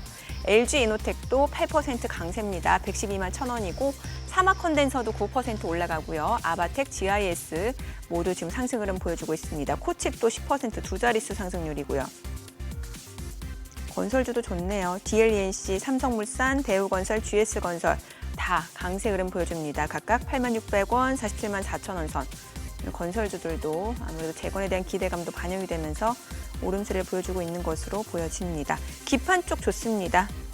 대덕전자 11% 급등하고 있고요. 코리아서킷들, 심텍홀딩스, TLB, 이스페타시스, 기가비스, 태성 다 좋습니다. 지금 강세 흐름 보여주고 있고 지금 전반적으로 시장에서 하락하는 종목이 유가증권 시장에서는 110개, 코스닥에서는 246개로 좀 확인되고 있고 상승하는 종목이 압도적으로 많습니다.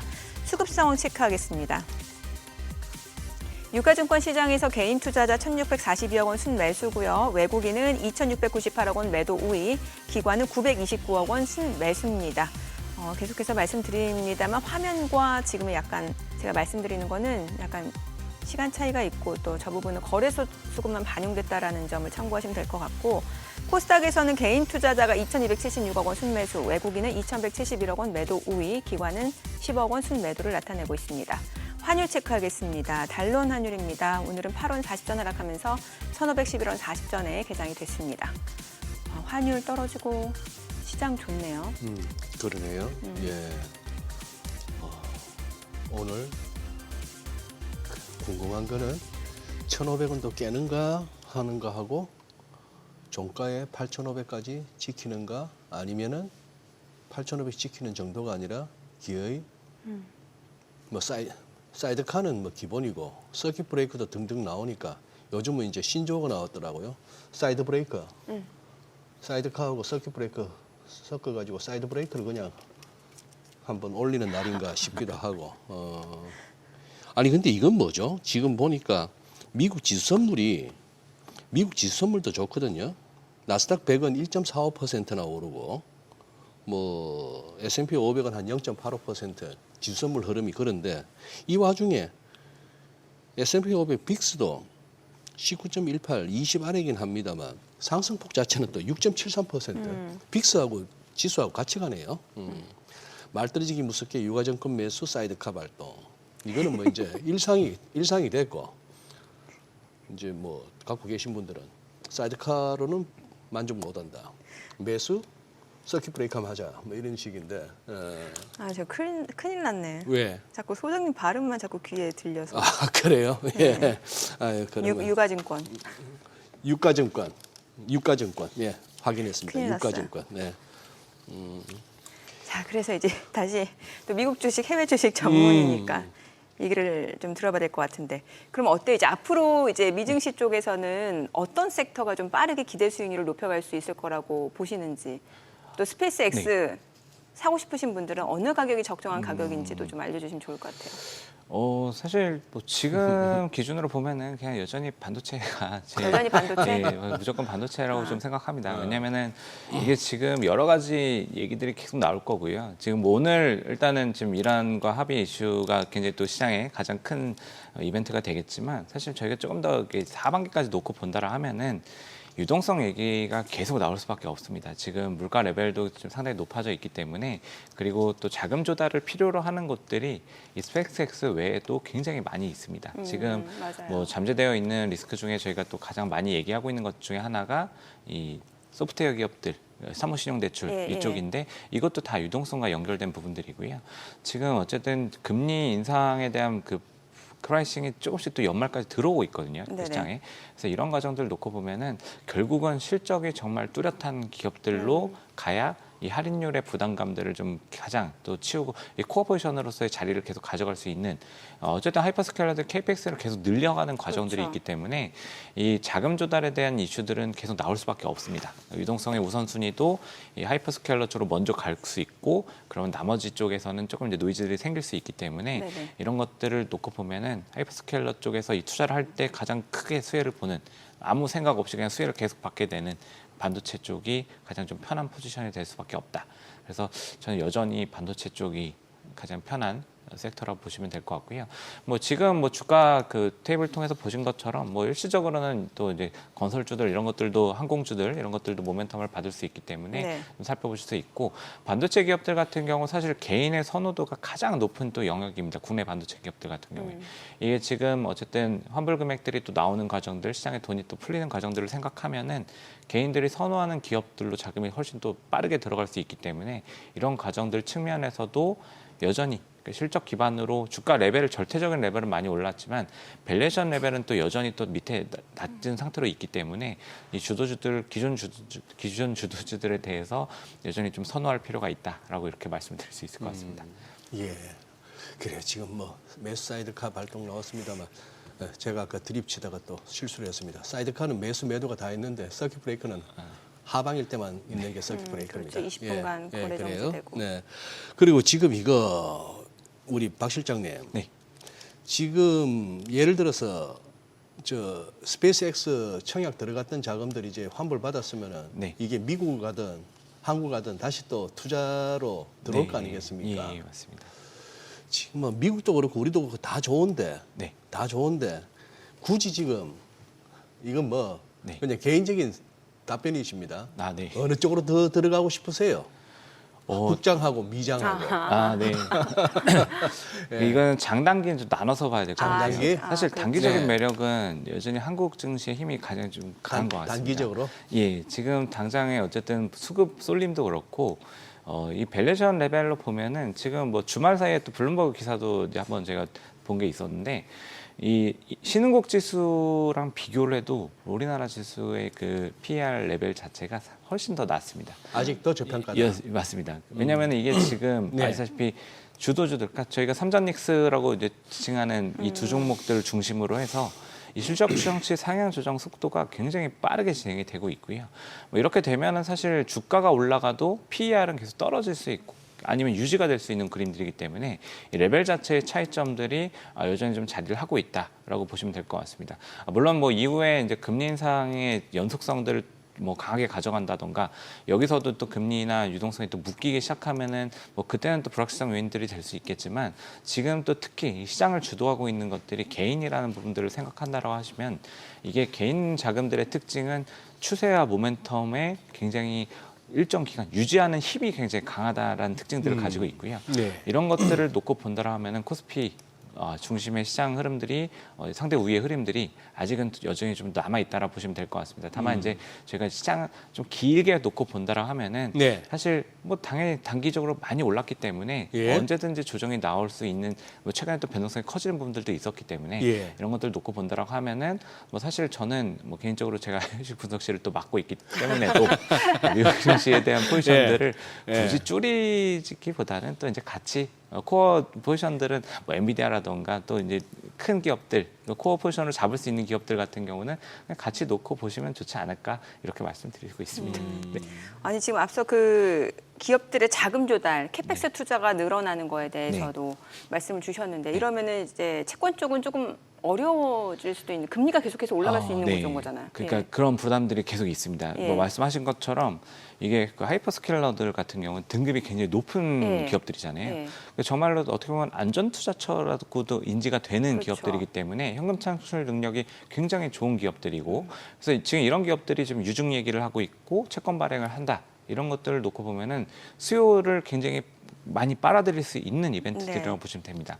이렇게 되면은 또 말씀하신 것처럼 뭐 회사채 시장에서는 또 회사채 시장은 나름대로 이쪽으로 집중이 될 거고 그렇게 되면 다른 기업들 등급이 낮은 기업들은 자금 조달이 좀 어려워지는 부분들이 생길 수 있고 또 이 과정에서 놓고 보면은 이게 유동성을 풀어내는 이런 국면에서는 전혀 문제가 되지 않는데 지금은 사실 연초에 뭐 2번, 3번 인하 고민하다가 지금은 동결 내지는 인상을 고민하는 시점이라는 말이죠.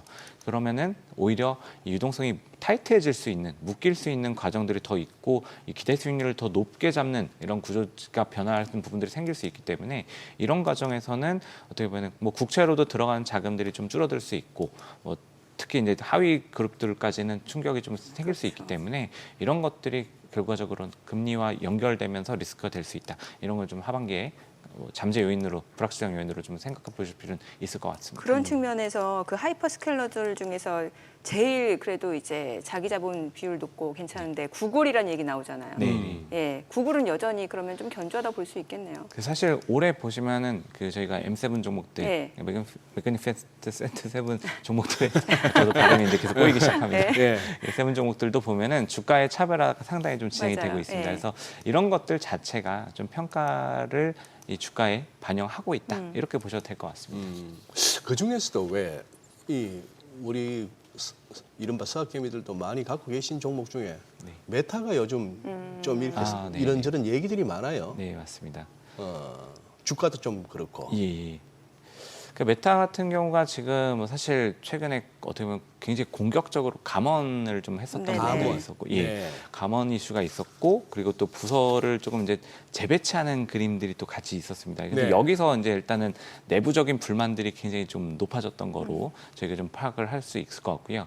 이게 지금 어쨌든 이 투자에 대한 부분들이 조금 이제 어떻게 보면 속도를 내지 못하는 그림들이 좀 있었기 때문에 어떻게 보면 이게 시장에서 평가가 조금 이제 안 좋아지는 과정들에서 효율성을 높이겠다고 일단은 이 감원을 굉장히 8,000명 가까이 감원 발표가 있었고 그 남는 인력들 같은 경우도 어떻게 보면 조금 이제 그 엔지니어들까지도 이 단순 작업들을 할 수 있는 포지션들로 이동을 하는 그림들이 나오면서 사내 약간 좀 방송 같은 데서도 뭐 욕설이 또 나오기도 하고 이런 그래요? 것들도 이벤트들이 좀 있었던 것 같습니다. 예. 네. 그래서 그런 것들이 이제 밖으로 나오면은 사실은 당연히 시장 투자자들 관점에서는 좀 불안해할 수 있는 부분들이 있고, 근데 일단 사실 뭐 라마라던가 이 모델 자체에 대한 평가는 사실 나쁘진 않거든요. 네. 그래서 특히 이제 뭐 아시다시피 최근 실적 발표 때마다 확인되는 것들이지만 이 광고 플랫폼에 대한 그 평가도 상당히 좋습니다. 수익성도 계속 좋아지고 있는 그림들이 있고, 그래서 사실 이런 것들은 약간 또 어떻게 보면은 지금 타이밍적으로 IT 섹터가 보면은 지금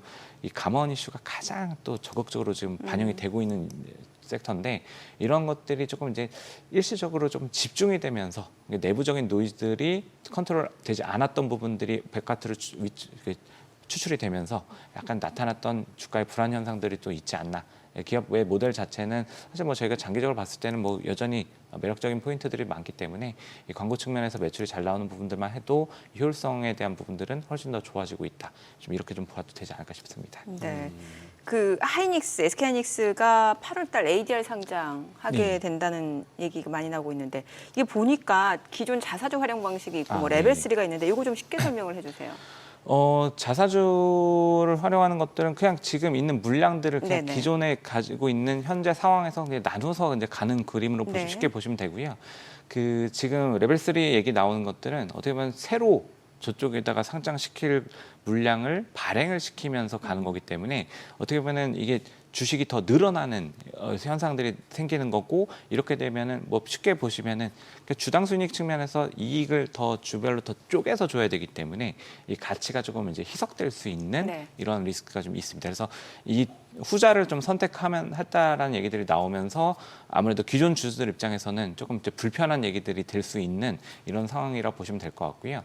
뭐 여러 가지 뭐 해석이 가능한 부분이긴 합니다. 사실 근데 저는 사실 그래도 그럼에도 불구하고 이 ADR을 미국에서 좀 상장을 시킨다는 것 자체는 굉장히 좀 의미가 있지 않나라고 좀 볼 수 있을 것 같고요.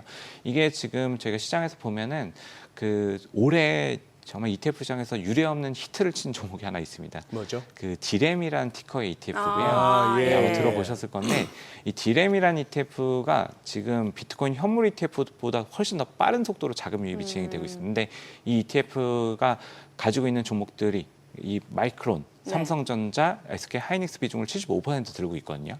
그러니까 결과적으로 보면은 근데 이거랑 같이 나타나는 현상이 지금 EWI라고 미국에 상장되어 있는 MSCI 코리아 인덱스를 추종한 ETF에서는 자금이 빠지고 있습니다. 네. 이 의미는 사실 이거 이상으로 디램으로 돈이 들어가거든요.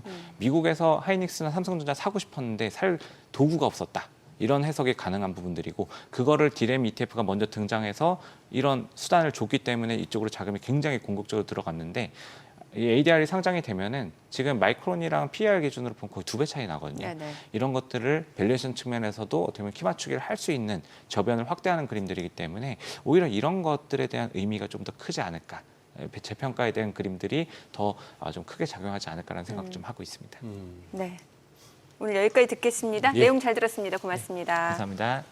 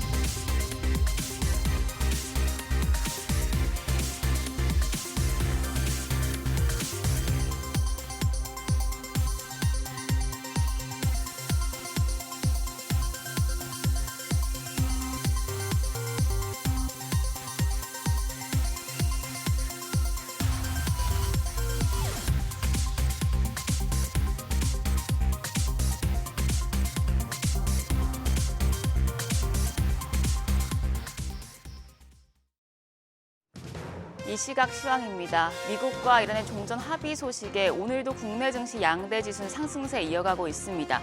코스피가 5.3% 상승합니다. 8,500선 회복하면서 8,555포인트 기록하고 있고요. 코스닥도 1.1% 강세입니다. 1,040선에서 움직임 전개됩니다.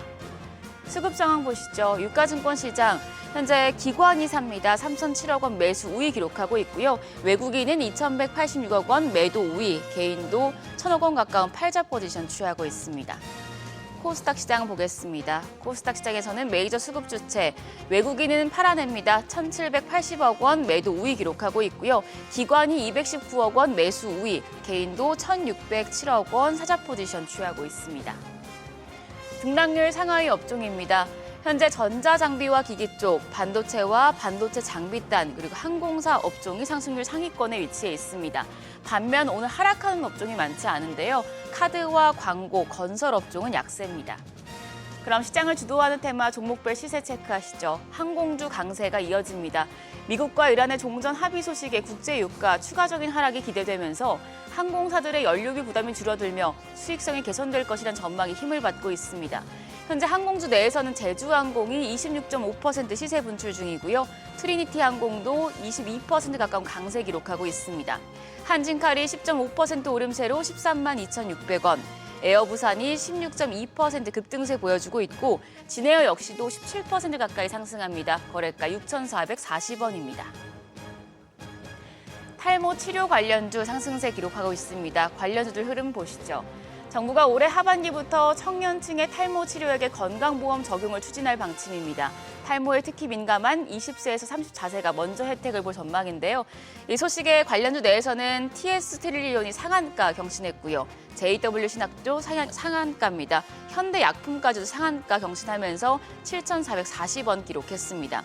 위더스 제약이 21.6% 급등하며 8,100원대, 그리고 메타랩스까지도 10.4% 오름세 나타내고 있습니다. 그리고 MLCC 관련주가 주목받고 있습니다. AI 슈퍼사이클 훈풍이 반도체 업계를 넘어 MLCC 업계까지 퍼지고 있는데요. 특히 삼성전기 같은 경우에 실적 기대감이 점점 더 커지고 있는 상황입니다. FN 가이드에 따르면 올 2분기 영업이익 전망치가 3,814억 원으로 3개월 전보다 700억 원 가까이 상향된 바 있는데요. 삼성전기 오늘 반등합니다. 13% 오르면서 193만 7천 원이고요. 한캠이 15.6% 강세로 13,990원. 코칩이 10% 오름세입니다. 거래가 23,650원입니다. 그 외 삼화 컨덴서가 12.6% 강세로 14만 4,400원, 아바텍까지 7.2% 강세 보여주고 있습니다. 마지막으로 이제 사실상 종전 합의 소식에 재건 관련주가 움직입니다. 재건주 내에서는 대양전기공업 8.7% 강세로 21,050원대고요. DLENC가 5.6% 상승하며 거래가 78,000원. 삼성물산입니다. 12% 가까이 뜁니다. 48만 2,500원이고요. 삼성 ENA도 7.6% 강세로 51,200원. 대우건설까지 4.6% 강세 기록하고 있습니다. 거래가 22,850원으로 집계됩니다. 국내 증시 양대 지수 상승세 이어지고 있는데 오늘은 미국과 이란 종전 합의 소식에 영향을 받는 섹터들 계속해서 주목해 보셔야겠습니다. 지금까지 시장 상황 전해드렸습니다.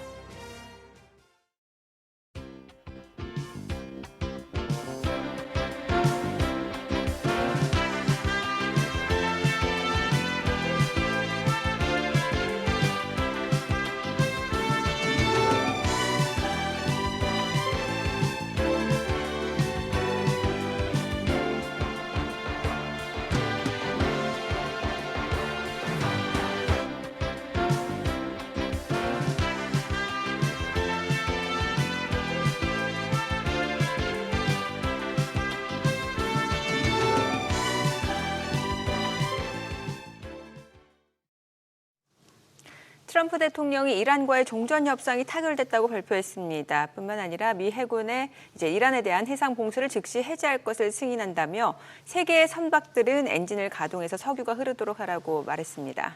네, 이제 이에 따라서 이제 미국과 이란 지난 2월 8일 미국과 이스라엘의 대이란 연합 공격 통해 시작된 이란 전쟁 결국 이제 106일 만에 사실상 이제 종전 협의에 도달한 거로 보입니다.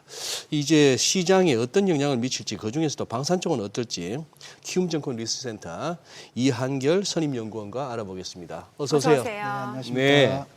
오늘 뭐 장이 좋은 가운데에 사실 이 종전 소식이 이란전 맛 끝나간다. 이게 방산 쪽에 어떤 영향을 줄까 궁금했는데 지수 상승폭에 비하면 조금 미진합니다. 그래도 빠지진 않네요. 예, 근데 아무래도 이제 통상적으로 종전이라고 하면은 이제 갈등 국면이 해소가 되는 네. 거다 보니까 예. 일반적으로 이제 방산 쪽에서는 뭐 악재로 받아들이기는 부분도 좀 있습니다. 제 근데 1감은 그렇죠. 예, 맞습니다. 그래서 네. 단순하게 바라보면 이제 종전으로 이제 갈등이 해소되면 무기가 더 이상 필요 없지 않냐 이렇게 좀 바라볼 수도 네. 있는데 이게 앞으로 그러니까 이번 전쟁에서 소모된 무기가 많기도 하고 그 소모된 이제 재고품을 또 쌓아야 되기도 하고 저희 이제 한국 방산 업종 입장에서 보면 전쟁 이전부터 사실 중동 지역에서 이제 여러 가지 수주 파이프라인들을 좀 많이 발굴을 하고 있었고 그 수주 파이프라인들이 좀 발굴되는 과정에서 이제 최근에 이제 전쟁 이슈로 이제 잠깐 뭐 논의가 중단되거나 하는 것들이 있다 보니까 이제 종전 이후에는 이제 이러한 것들이 이제 새롭게 다시 또 이제 협상을 이어나가면서 올해 이런 기대했던 수주 파이프라인들이 확인이 되는 시기가 이제 하반기에 좀 찾아올 거라고 좀 보고 있고요. 그래서 그렇게 되면 이제 방산주들도 다시 우상향 흐름을 좀 탈 수 있을 거다 이렇게 좀 보고 있습니다. 그럼 방산주 하반기에는 어떤 흐름이 예상될까요? 사실 어떻게 보면 트럼프 대통령으로 인해서 국가별로 자주 국방이 굉장히 중요해진 상황이잖아요. 예. 예, 어떤 전망일까요? 우선은 이제 방산 같은 경우 이제 뭐 앞서서 말씀드렸듯이 네. 이제 중동과 관련돼서 이제 국내 업체들 뭐 하나 에어로스페이스나 현대 로템, 예. 한국항공우주 이제 뭐 넥스원 같은 이제 LIG 이제 디펜스 앤 에어로스페이스 같은 경우에도 기존에 이제 협상을 하고 있었던 파이프라인들이 있었고 또 최근에 이제 전쟁 이슈로 인해서 LIG 이제 디펜스 앤 에어로스페이스의 이 천군 같은 무기 체계는 오히려 수요가 더 늘어나기도 했습니다. 그래서 하반기에는 이제 중동 쪽에서 이제 소모됐던 이런 여러 가지 뭐 미사일이라든지 방공망에 대한 이런 재고를 확보하거나 아니면 이제 미사일 방공 시스템을 이제 더 확대한다든지 이런 부분이 이제 가장 시급한 안건이 될 거다라고 좀 보고 있고요. 그래서 이쪽에 있어서는 이제 좀 빠르게 수주가 좀 나오지 않을까 이렇게 기대를 하고 있고 그 외에도 이제 기존에 계속 논의를 하고 있었던 중동 지역의 이런 지상 무기 체계나 항공 무기 체계, 그다음에 뭐 해양 체계까지 이제 여러 가지 무기 체계를 지금 논의하고 있는 시점이기 때문에 하반기에 이런 것들을 이제 하나하나씩 좀 체크해 나가면서 대응하면 좀 좋을 것 같다 이렇게 좀 생각을 하고 있고요. 뭐 중동 외에도 지금 이제 개별적으로 이제 뭐 유럽이라든지 뭐 동남아시아라든지 이런 지역에서 지금 추진하고 있는 이제 수주 파이프라인들은 좀 여전히 좀 유효한 상황이기 때문에. 중동 쪽 소식과 함께 이제 이런 이제 다른 지역 소식들도 이제 같이 좀 대응을 하면 좋을 것 같다 이렇게 좀 보고 있습니다. 사실 이 방산주가 이 투자하시는 분들 입장에서 언제 들어갔느냐에 따라서 수익률이 극명하게 달라질 것 같은데 말이죠. 네, 맞습니다. 네. 아니 하나 시스템만 하도 이거 뭐 2배, 3배가 순식간에 났다가 이게 또 거의 뭐 후루룩 미끄러지고 한국 항공우주도 작년 말 바짝 해박히면서 바로 한번 오버슈팅 쭉 나더니 이게 또 거의 작년 말 수준으로 왔다가 지금 이제 반등 나오고 해서 정말 타이밍이 중요한데 그렇다고 우리 연결위원님, 연구원님 방산주를 똑같이 보고 어느 종목이든 비슷하다라고 할 수 없는 거 아니에요. 어느 쪽은 탱크고 어느 쪽은 뭐 미사일이고 어느 쪽은 자주포고 그죠? 네, 어느 쪽은 맞습니다. 전투기고 네, 네. 어떻게 접근하는 게 좋을까요? 그러니까 이게 개별 종목마다 수주 네. 파이프라인들 다르고 뭐 수주한 시점이라든지 이런 부분이 다 다르기 때문에 네. 지금 이제 현재 어느 정도 파이프라인을 가지고 있는지 그리고 이제 그게 뭐 수주 가능성이라든지 이런 부분이 얼마나 될지를 좀 따져보고 들어갈 필요가 있다라고 좀 생각을 하고 있고 네. 뭐 그런 관점에서 봤을 때 지금 이제 수주 파이프라인이 확대되는 측면에서 좀 가장 유의미한 부분은 이제 LIG 디펜스 이제 앤 에어로스페이스의 이제 예. 천군 같은 경우가 중동에서 이런 이제 뭐 수요가 확대되는 부분도 있고. 결국 요격용 미사일. 네, 맞습니다. 네. 그래서 현재 뭐 전쟁에서 좀 증명됐듯이 이런 이제 방공망 체계의 중요성이 굉장히 좀 많이 부각이 되고 있지 않습니까? 그래서 이런 부분을 좀 우선적으로 채워줄 수 있는 업체들에 좀 주목을 해보는 게 좀 좋지 않을까 이렇게 좀 생각을 하고 있고요. 뭐 그 외에도 지금 뭐 로템의 전차라든지 에어로스페이스의 이제 자주포나 뭐 천무 같은 네. 무기 체계나 예. 이런 부분들도 지금 유럽, 뭐 중동 이쪽에서 이제 꾸준히 문의가 들어오고 있기 때문에 계속해서 이제 조금 이제 이런 신규 수주 파이프라인들이 발굴되는 이제 뉴스들에 좀 주목을 해보시면 좋을 것 같다 이렇게 좀 말씀드리고 있습니다. 아니, 소장님 말씀하시는 하나 시스템, 그 하나 에어로스페이스 쪽 계열이잖아요. 네. 근데 이 주가 급등락, 이거 잘못 올라타신 분들은 그러면 어떻게 해야 되는 거예요? 이 하나 에어로스페이스는 그래도 좀 뭔가 견조한 대장조 느낌이고, 네. 네, 이게 같은 계열사인데 네. 또 하나 시스템은 주가의 급등락이 워낙 출렁이다 보니까요. 시스템 같은 경우에는 이제 조금 성격이 다른데 성격이 이제 뭐 달라요. 방산 업종이기도 하지만 예. 이제 필리 조선소를 좀 가지고 있으면서 이제 미국 조선 쪽 이제 마스가 쪽과도 연관이 돼 있고 예.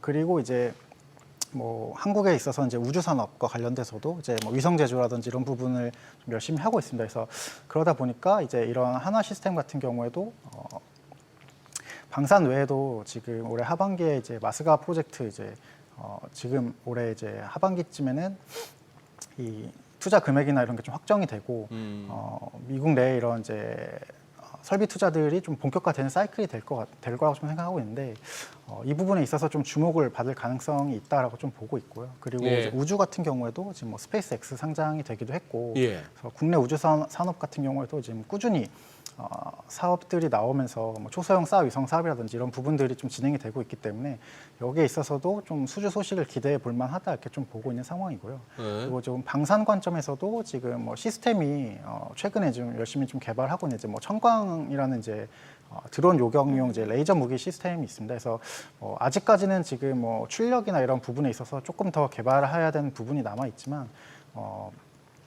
이제 비용 측면에서 이제 미사일 요격보다 레이저 요격이 이제 훨씬 단가가 싸기 때문에 이 드론을 잡기 위해서는 또 이제 저가 무기 체계의 이제 중요성이 굉장히 좀 글로벌리 올라가고 있습니다. 그래서 앞으로 이 청광에 대해서도 좀 세계에서 좀 관심이 좀 많이 올라갈 거라고 좀 생각하고 있기 때문에 여기에서도 이제 앞으로 좀 수주로 해외 수주로 이어질 수 있을지 이 부분에 대해서 좀 주목해서 보시면 하나 시스템 같은 경우에도 이제 어느 정도 뭐 반등할 수 있는 그런 실마리들이 좀 보이지 않을까 이렇게 좀 생각하고 있습니다. 네. 네. 지금 스피어가 보니까 7%대 하락인데 오늘 지금 이 스페이스X 우리 공모주 못 받았다고 그러나요? 이게 지금 우주 항공 ETF 쪽 안 좋죠, 지금? 오늘은 조금 밀리는 오늘은 조금 모양이에요. 밀린다. 예. 아니 유럽의 자동차 업체들이 또 방산 쪽으로 네. 뛰어든다는 거는 어떤 내용인 거예요? 그거는 이제 유럽 같은 경우에는 예. 사실 기존에 한 거의 30년 동안 네. 방산 업종에 투자를 거의 안 했다라고 좀 보시면 될 것 같고 그래서 어.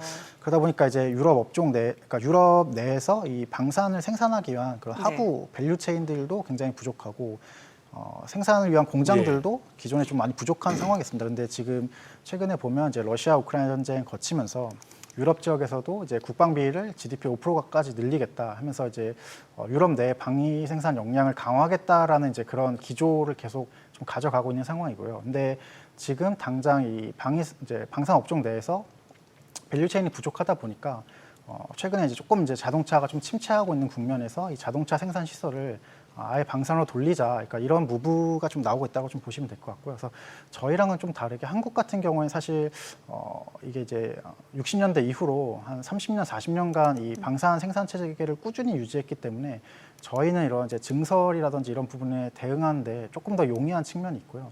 근데 유럽은 이제 이 빠르게 늘려야 되는 상황에서 기존의 이제 방산 업체들의 여력이 사실 많지 않다 보니까 네. 이런 이제 다른 제조업체들까지도 이런 방산 업종에 좀 투입하려고 하는 그런 움직임의 일환이라고 좀 보시면 될 것 같습니다.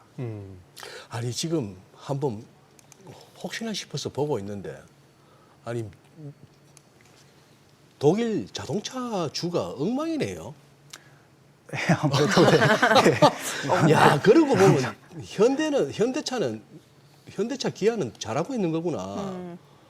아니 지금 뭐 한때 폭스바겐이 독일 증시에서 시총 1위 아니었습니까? 네, 맞습니다. 옛날 얘기입니다만 네, 네, 네. 지금은 찾을 수가 없네. 네. 거기다 지금 뭐가 시총? 상위권에 올라와 있는 거예요? 지금 독일 닥스 30에서 닥스 1위는 지멘스네요. 지멘스. 예, 알리안츠가 3위 정도고. 예. 야, 근데 와, 포르쉐 주가도 보니까 1, 2, 3, 4, 5, 4중 바닥이야, 5중 바닥이야. 뭐 장기 차트를 보니까. 아니 근데 지금 여기가 이제 뒤늦게 방산으로 뛰어들면 벤츠도 그렇고 폭스바겐도 그렇고 경쟁력 측면에서는 어떻게 보세요? 아무래도 이제 이 생산 시설, 그러니까 방산 업종도 이제 사실 어떻게 보니까 제조업이다 보니까 네. 뭐 기본적인 이제 그런 제조업에서 가져가야 될 그런 숙련 인력이라든지 이런 부분에 있어서 이제 도움은 되겠지만 방산 업종의 특성상 사실 뭐 자동차 대비해서 조금 더 이제 환경적으로 좀 더 거친 환경에서 테스트가 필요한 부분도 있고요. 그래서 뭐 쉽게 따라가는 거는 좀 어렵겠지만 뭐 그럼에도 이제 사실 이제 그 뭐 유수한 생산 부지를 굳이 놀리지 않고 이제 방산 업종으로 좀 전환한다는 거에 의의를 좀 두시면 될 것 같습니다. 네. 돈이 될지 안 될지는 잘 모르겠고요. 뭐 돈은 아무래도 이제 유럽의 각국 정부가 예. 이제 많이 투입을 하기 때문에 예. 어느 정도 이제 돈이 들어오긴 할 건데, 예, 그 부분에 있어서는 이제 근데 이제 제 유럽이 얘기는 올라온 속도가 제 빠를 얘기는 거냐. 그렇게 했을 예. 때 제대로 뭔가 이렇게 이게 진행이 된다면은 우리 유럽 쪽으로 팔던 우리 방산업체들한테는 아무래도 좀 근데 이 부분은 이제 실제로 생산 능력을 올리고 해서 이제 정상적으로 작동하려면 그래도 이제 세월이 걸린다. 30년 정도는 30년. 2030년 정도는 돼야 될 텐데 예. 그 전에 필요한 무기들은 이제 아무래도 좀 납품도 빨리 해줄 수 있고 하는 예.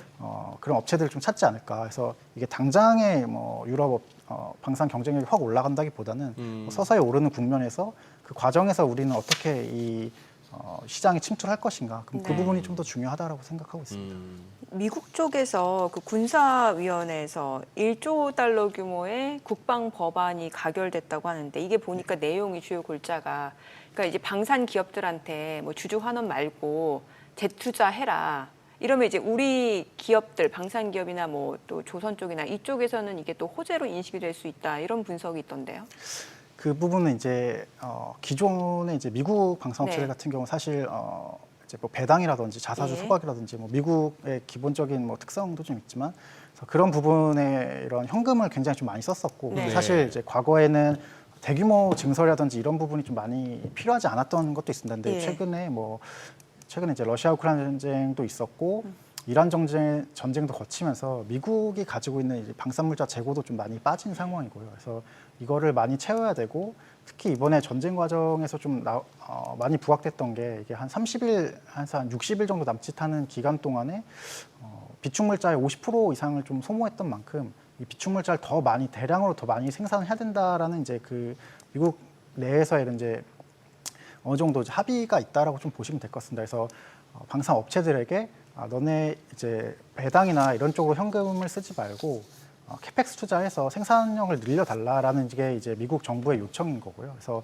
근데 이제 미국 업체들 입장에서도 이제 생산 능력을 늘리려고 하다 보니까 이제 결국 이제 이 체계 업체들의 생산 능력만 늘린다고 해서 이게 생산이 늘어나는 게 아니라 또 네. 부품 업체들도 다 같이 생산 능력을 올려줘야 되는 상황인데 이 부품 업체들도 이제 그렇기 때문에 그 아래에서 조금씩 이제 생산 능력을 올리고는 있습니다. 근데 다만 그 부분 이제 그 속도나 이런 게 아직까지 뭐 만족스러운 정도까지는 아니기 때문에 부품 체계를 뭐 기존에 이제 뭐 한 곳에서만 발주받았다면 뭐 2원화, 3원화 하려는 좀 계획도 좀 가지고 있는 상황이고 그래서 뭐 지금처럼 이제 대규모 투자를 좀 앞둔 시기에는 국내 업체들 같은 경우에도 이제 뭐 미국의 현지 생산 시설을 통해서 이제 부품 공급망에 진출한다든지 이런 부분도 좀 추가적으로 좀 노려볼 수 있는 부분이라고 좀 생각하고 있습니다.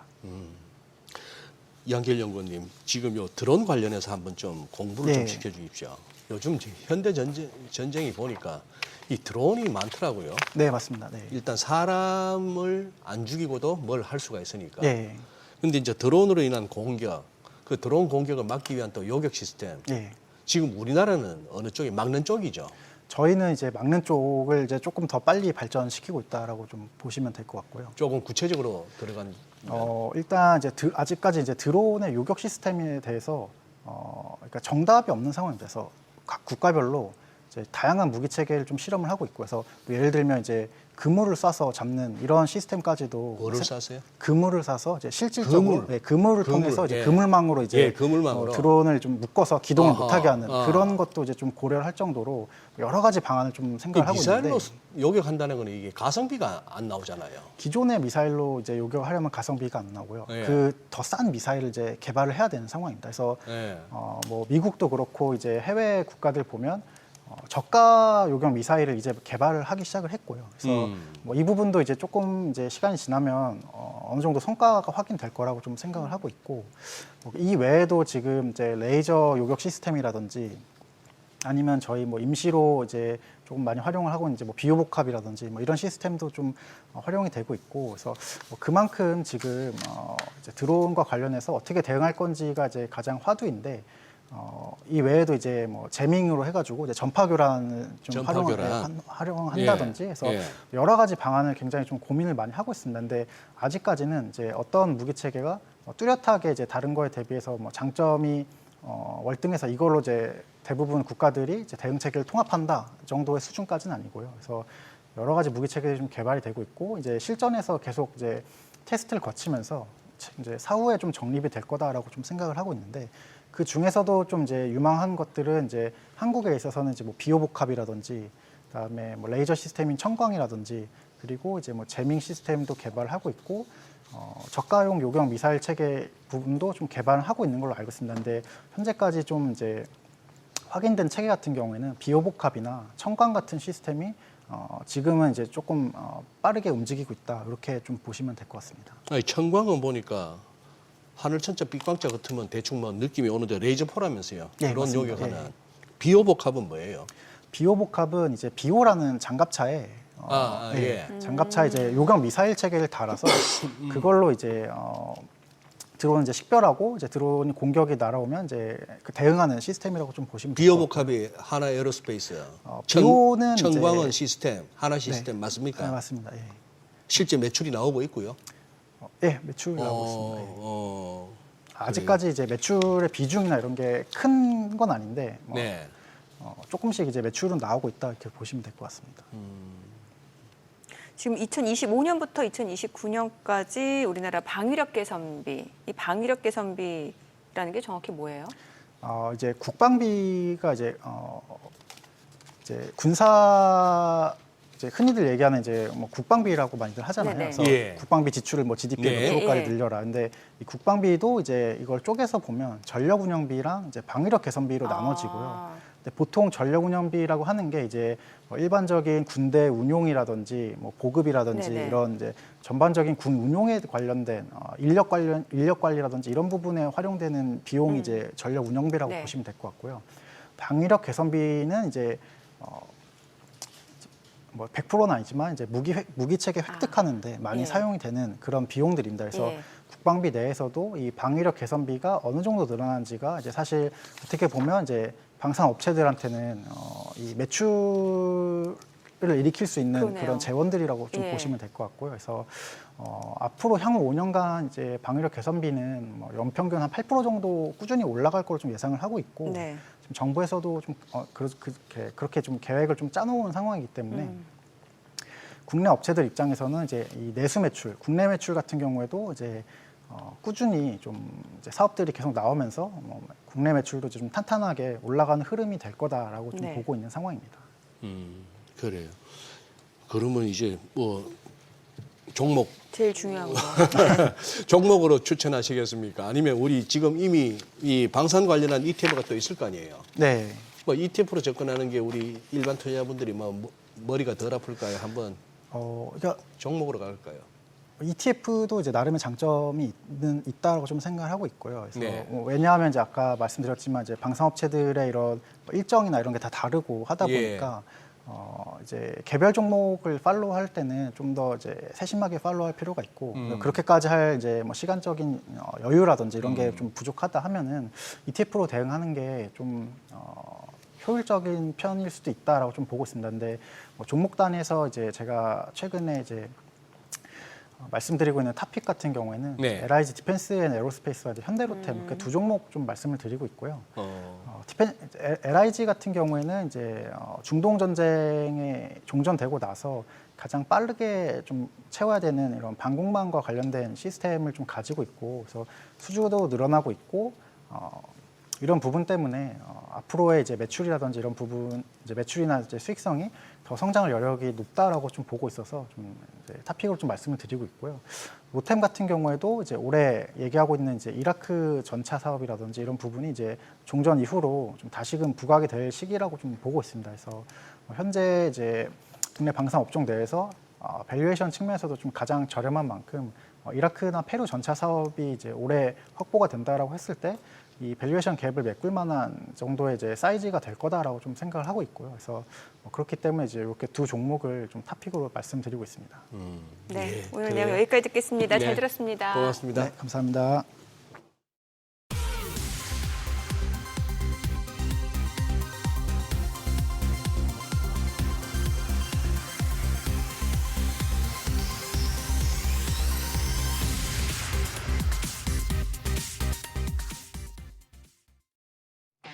오늘 코스피는 5.3% 상승세, 지금 8,561.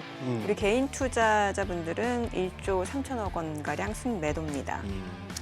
예. 요즘 개인 따라 하랍니다. 개인이 잘하네요. 네.